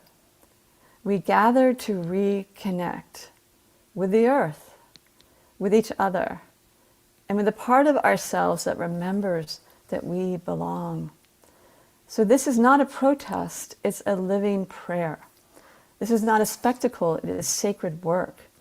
This is not for them to fix, it is for us to become. We march for justice, for healing, for regeneration. We march for the mothers and the waters, the teachers and the trees, the future generations and the ancestral wisdom that still lives in our bones. We believe in practical magic being shared meals, shelter offered, feet sore from the road. We believe in circles over hierarchies, in conversation over competition, in art as medicine and movement as truth. We're not waiting for permission. We're not counting on existing structures. We are moving and creating as one, a body of many hearts in service to love, life, and the great mother who lives in us all.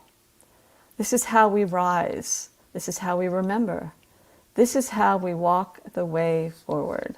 So join us, walk with us, embody love, a walk for love. And I want to add that women and children and men in different countries, not just the United States, are making hearts, drawing them and cutting them out and mailing them, some to me, some to another woman in Charlottesville, so that everybody who's walking in this pilgrimage will be giving hearts out to people they are meeting on the street or in the store where they're using the bathroom or, wherever it is.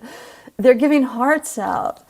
And if you're really inspired and you don't think you can do the walk, which I don't blame you because it's less than a month off, you can donate to the Great Mother March because Whitney is burning through her savings right now. And I did the same thing when I did the first 1,000 Goddesses Gathering. I know this path.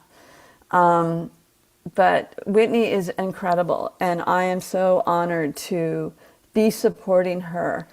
And I'll share something with you because this speaks to a lot of what I do. I spent yesterday with a good friend. We did high ceremony in our living room. The altar's still up on the floor. And we put together gift baggies. You ready for this? With lavender, tobacco, beads, and sometimes there was a little sacred stone or a little goddess piece. And we blessed it, we loved it up, we asked all the spirit teams to love it up, we called on the nature spirits, the unicorns, Sasquatch, you name it. Mother Gaia, of course, creatures of the universe, Great Father, Great Mother, and we bless these little gift baggies so that everybody on the march who can access one of these, because I'm going to be giving them away free at the kickoff event on the 21st of March in Asheville. These are gifts to the nature spirits, the tree spirits, the water spirits. I'm going to be leading water ceremony for them on the first morning, and then a week later at another campsite they're going to be at, or co-leading really. And my piece to this little piece is that let's involve all the sacred seen and unseen ones, because we on earth are not just humans. We're surrounded by all these sacred seen and unseen ones. Plants could not grow without the nature spirits. People have no idea how important they are. And so by blessing them and honoring them and loving them up with these gifts, the nature spirits and the tree spirits are going to be loving the women and the pilgrimage people up. It's a reciprocation. It's a sacred exchange. And so it's kind of like the song, The Wind Under My Wings. This is what I'm hearing on the spirit plane from the nature spirits from Mother Gaia, is let's bless them with the wind under their wings, because this is a long walk. And they're going to be camping.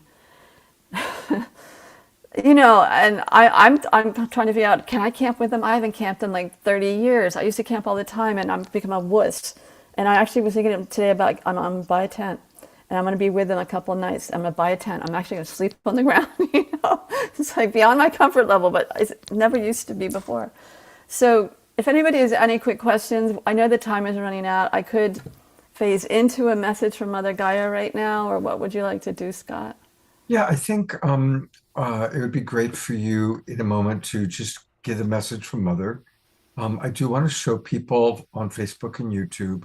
The website, it's easy to remember. It's greatmothermarch.com. Greatmothermarch.com. I'm not going to show this video, but there's a wonderful video from the founder, Whitney, that we've been hearing Mayor share with us. And I am going to read a couple of comments from the audience. Karen S. says, you're beginning the march from one of my favorite cities. I came very close to moving to that area. Carol Craig acknowledging the priestess ceremonies with Eden Amadora. I had dinner with Eden last night, and we're planning a couple of wonderful shows that are going to take place in the spring, including the anniversary show. And just want to appreciate all the comments that have come in tonight. I haven't had a chance to read many of them, but thank you. Also, when Mara is done with her message from the Mother, we will go to Diara and Desiree for some prayer. And then I've got a couple of Global Peace Tribe announcements and an Ovashar song. So tonight's going to be a little bit of a longer show because there's so many good things happening. And Mara, would love for you to drop in and see what the Mother has to say for our audience tonight. Yeah, and before I do that, I just want to say that if you are inspired to get some paper and coloring pens, whatever, and make some hearts, mail them to me by the end of this month. Mail them to me, and I will deliver them to the women who are doing this major walk, and the men and the whoever, children, transgender people. It's open to everybody. Okay, I have to switch gears here.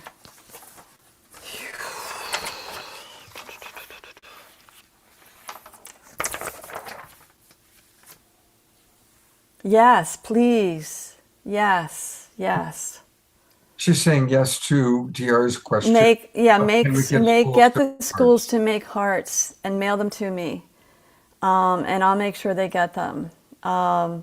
Actually, Earth Haven is a couple miles from where I live. Anyway, let me drop into or drop forward or rise up, however this. Oh.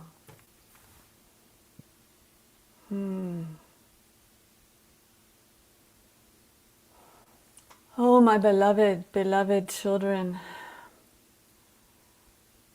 Please know how much I love you. I am your mother.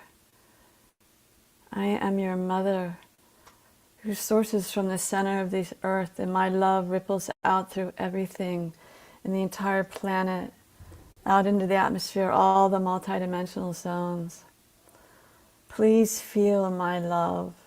You are never alone. Call on me and I will come and hold you. If you really are feeling in a place where you want to be held, I'm holding you all the time as it is. I want you to know that I love every one of my beloved two-leggeds on our sacred earth together. I even love those political leaders and economic leaders that you may not be happy with right now at all, from your lens. I would love to have the occupant of the White House know that he can call out to me, because I yearn to hold him in my lap, to my breast, and coddle him and let him know that he is safe. And all the fear that's in his heart that is just wreaking havoc within himself as a spiraling web of havoc from his great pain could be healed by me, his foremost mother, if he knew to turn to me.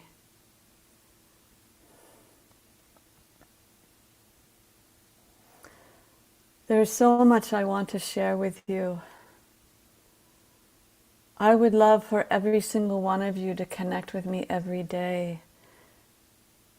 Touch the trees. Do you know how much the trees are actually reaching out to each and every one of you with their energy and in their hearts, because trees are all heart. They're not just standing lumber. They're heart. They're brilliant intelligence and wisdom. The nature spirits who do really exist. I love my fairies and elves and dryads and sirens and mermaids, and the list goes on and on and on and on. They also know how much humanity is suffering right now. They see this, they feel it. They are reaching out to you from their realms, which are really beautiful high frequency realms of joy. Call on them. It would mean the world to them for you to recognize that they exist. And that's a bad pun. I am going to share something that may be disturbing or may be beautiful for some or all of you. What is happening right now on the earth has all been planned, as chaotic and as painful as it is for you in the human realms. This has all been planned. Please know that beyond your human realms of drama, trauma, chaos, war, suffering, genocide, the list is so horrific.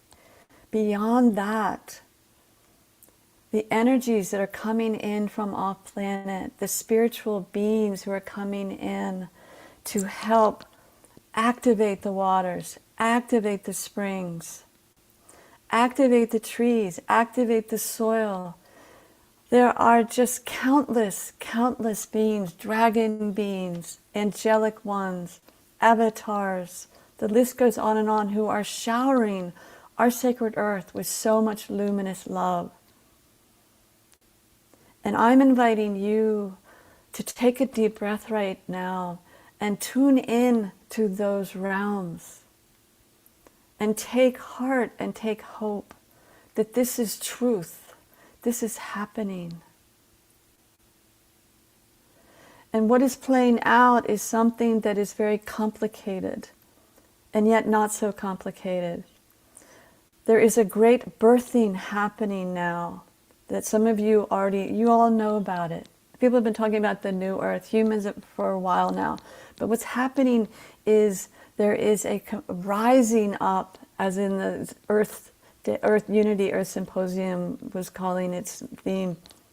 There's a rising up into a new earth, a very high dimensional frequencies and ways of being, harmony and peace and balance, in another multidimensional set of zones here on Earth that coexist with the denser zones. And as this rising up is happening, the denser zones are going to be getting a bit more dense. And gradually, in the coming thousands of years, that Earth will be sloughed off of me. So your choice as a soul who has chosen a body at this time on Earth, you know you chose this time. On the soul level, you know that. Your higher self knows that.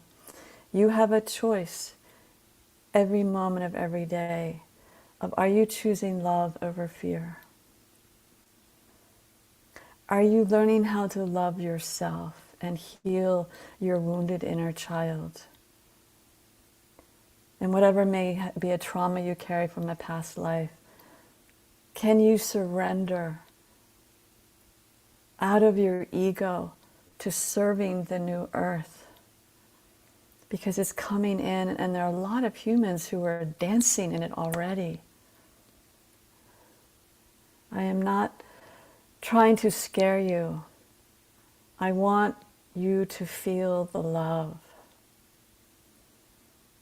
And I'm going to say that again and bring more energy in for all of you. I want you to feel the love, my love, your Earth Mother, your Mother Gaia, the love from the angelic realms, the love of Mary Magdalene, who's coming forward more and more and more to so many people, the love of the Christ consciousness, the love of the nature spirits, the tree people, the standing ones, the stone people, the waters of the world.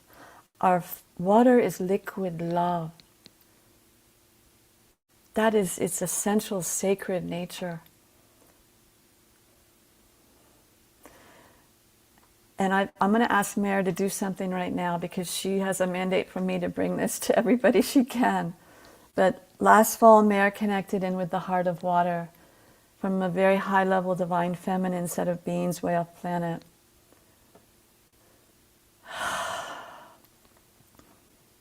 So I'm passing this over to Mare right now. Oh, I am that I am, calling on the heart of water to come in and bless every single beautiful person who is here within this sacred circle. May the heart of water fill your cells, fill all the water in your body, in your blood, the tissue in your body, your brain tissue. If you have any water near you where you're sitting, blessing, asking the heart of water to bless that water. I, Mother Gaia, have been yearning for the heart of water to come back into water. And it's coming back in now. And you are invited to call on the heart of water every day. several times a day whenever you use any water, and bless it. Bless the water you're using with the heart of water. Call it in. You are receiving this frequency right now. It's within you. It's touching your heart, your cells, your skin, your hair.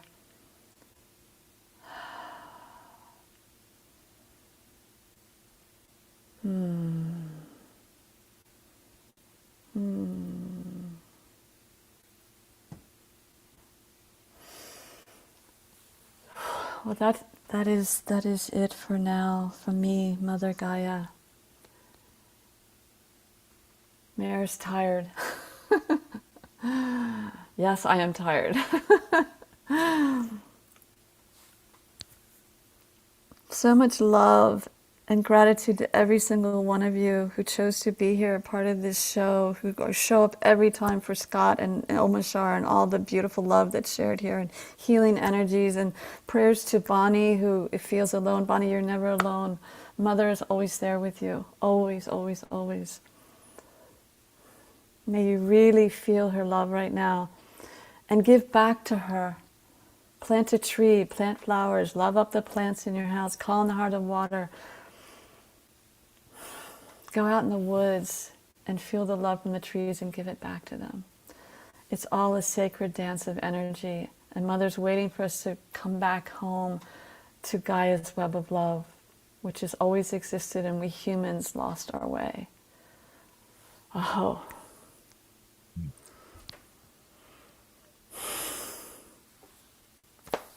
Thank you so much. I'm going to go to gallery view, and everybody who's got your cameras on, you should send appreciation to Mare for her beautiful modeling of devotion and connection to beloved Mother Earth Gaia.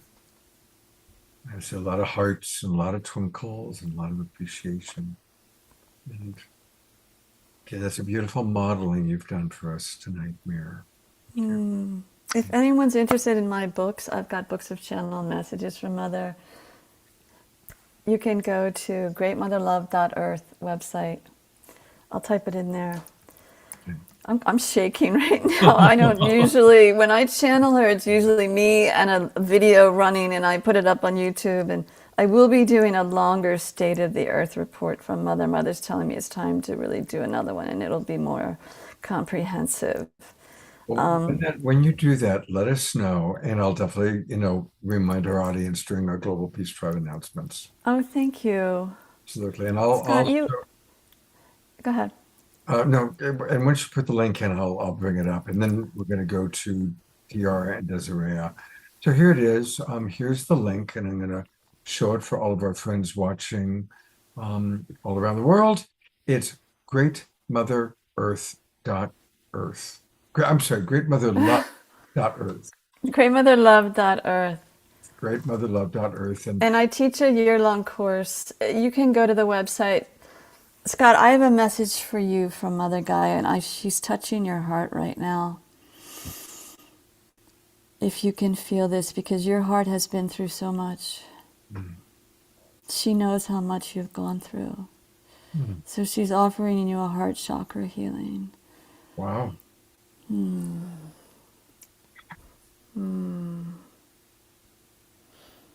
Oh. This may continue after this show tonight. Thank you. I will. Thank you. That's unexpected and very sweet, and thank you, and well received, and thank you. Thank you. I'm going to go straight to Tiara and Desiree. Let's stay in this beautiful sacred space that Mara has created as we go into our prayer time. And I'm sure you probably would do this anyway, but I want to ask you to start the prayer with focus on our beloved Bonnie. Taking this beautiful softness that Mare and Mother have brought into our Mobius loop and wrapping it around you, Bonnie, wrapping it around Roger, who's nearby, and bringing this gentle energy into all the places that require softness in all of us and in every nook and cranny on this beautiful earth. And wrapping that around you again, Bonnie, just feeling that, filling your room with angels and love and light. Just amping that up.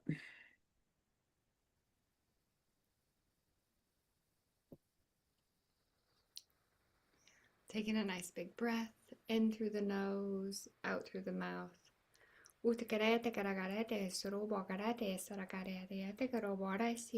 lot of clearing on that heart chakra.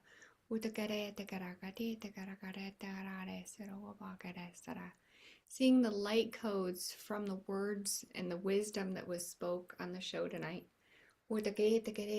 Just flowing in.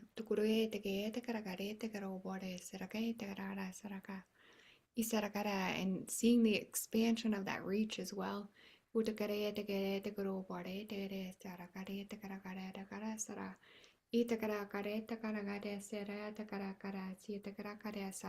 Seeing things anew.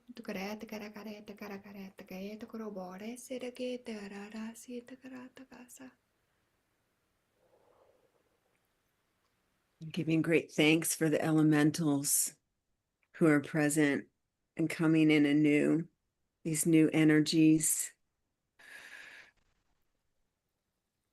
and allowing our bodies to receive even more.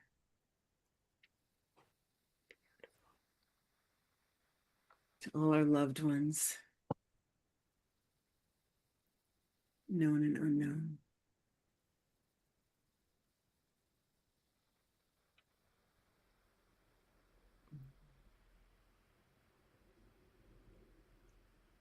Let's expand.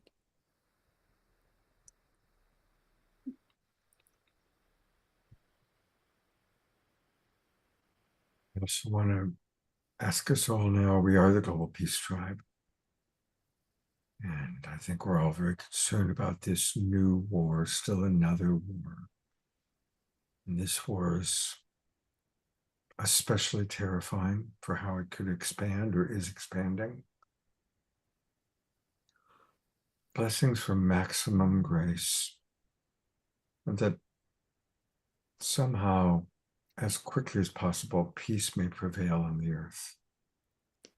And sending our love and our care to those who are suffering, those who are frightened, those who don't know when bombs are going to come and how the bombs are going to impact their family. I also ask for a prayer here in this country of the United States that some of the dynamics that are taking place here be reduced. I have tremendous compassion for people that happen to be brown-skinned, who don't feel safe to be out on the street to go to work for fear that they will be picked up by masked thugs and taken away from their family.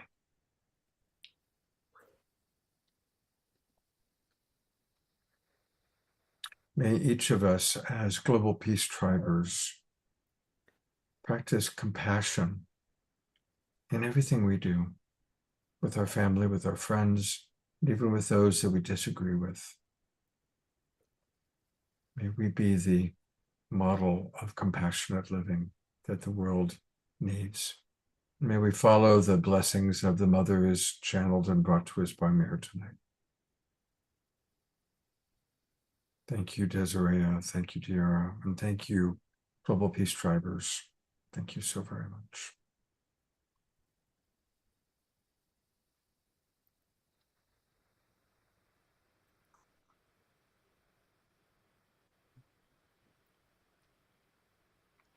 Just a couple of announcements. I am teaching a course with my good friend Katrina Valancourt. It's going to start April 4th on relationship mastery. And I'd like to invite all of you to get a little sample free of charge to what Katrina and I are offering. So this Saturday, March the 7th, we're offering what we're calling the Relationship Reset from 9 a.m. till 10:30 a.m. Pacific time. I'm going to put that into the chat box in a moment. Now, don't be alarmed. I know it says $30, but if you put in the promo code ALOHA, L-O-H-A, ALOHA, you'll get it for free. And I'd love to invite all of you to come and join us. And we'll be providing tips, tools, practices for relationship mastery. And we'll actually be answering questions, any of you that have specific relationship issues that you want support with. I think it's going to be a fairly intimate group, so we'll be able to answer some of your questions, and would love to have you join us. And I'm going to put into the chat box the password for free course. It's Aloha. So please join us this Saturday morning, 9 o'clock Pacific time. And then this Saturday night's Awakening World show is going to be really special. I mean, every show is special, okay? But this one really, we've got something quite unique planned. We're going to be celebrating the different generations of those who are Awakening World leaders. And we're going to have members of our New Generation Synergy group, some of whom you've seen, of course, Tatiana Speed and Hannah Bork are regulars on our show. But you're also going to meet an extraordinary woman, Monica from Uganda.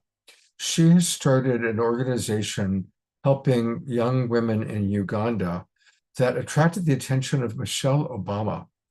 And Michelle has become very involved with Monica. Monica is the newest member of our Next Generation Synergy group. And even though our show starts at 10 p.m. Uganda time, Monica is still going to join us, and we're going to learn all about the amazing work that she's doing. And also Khadijah will be with us. She's also a new member of the group. So that kind of represents the newer generation. But we're also going to have a tribute to Michael Stillwater, who passed away about 10 days ago. And he certainly represents an older generation, the generation that Gary Malkin and myself are a part of. And then kind of in the middle between those of us that are 60s and 70s and those that are in their 30s is Connie Viveros, who you saw before.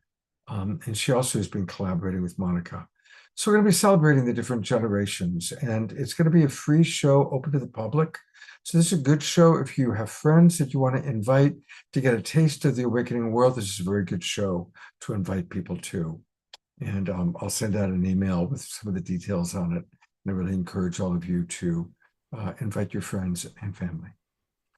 All right. Well, it's been quite a long show. And thank goodness, and it's amazing, almost all of you are still with us. Thank you, Omashar, for always being here at the beginning and the end, and for sound check. I'm going to turn it over to you to close this out, brother.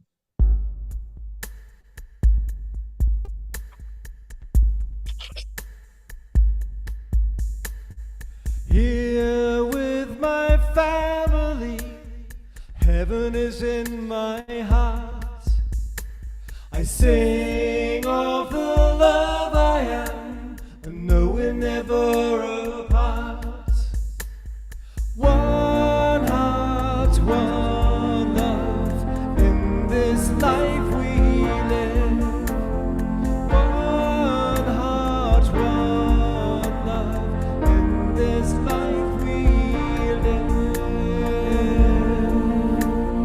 Here with my family, heaven is in my heart.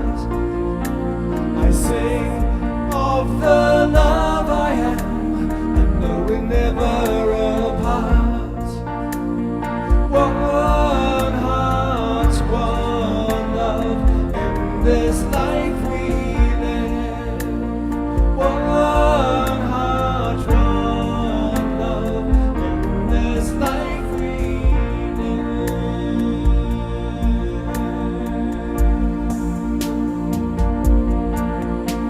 I'm here with my family.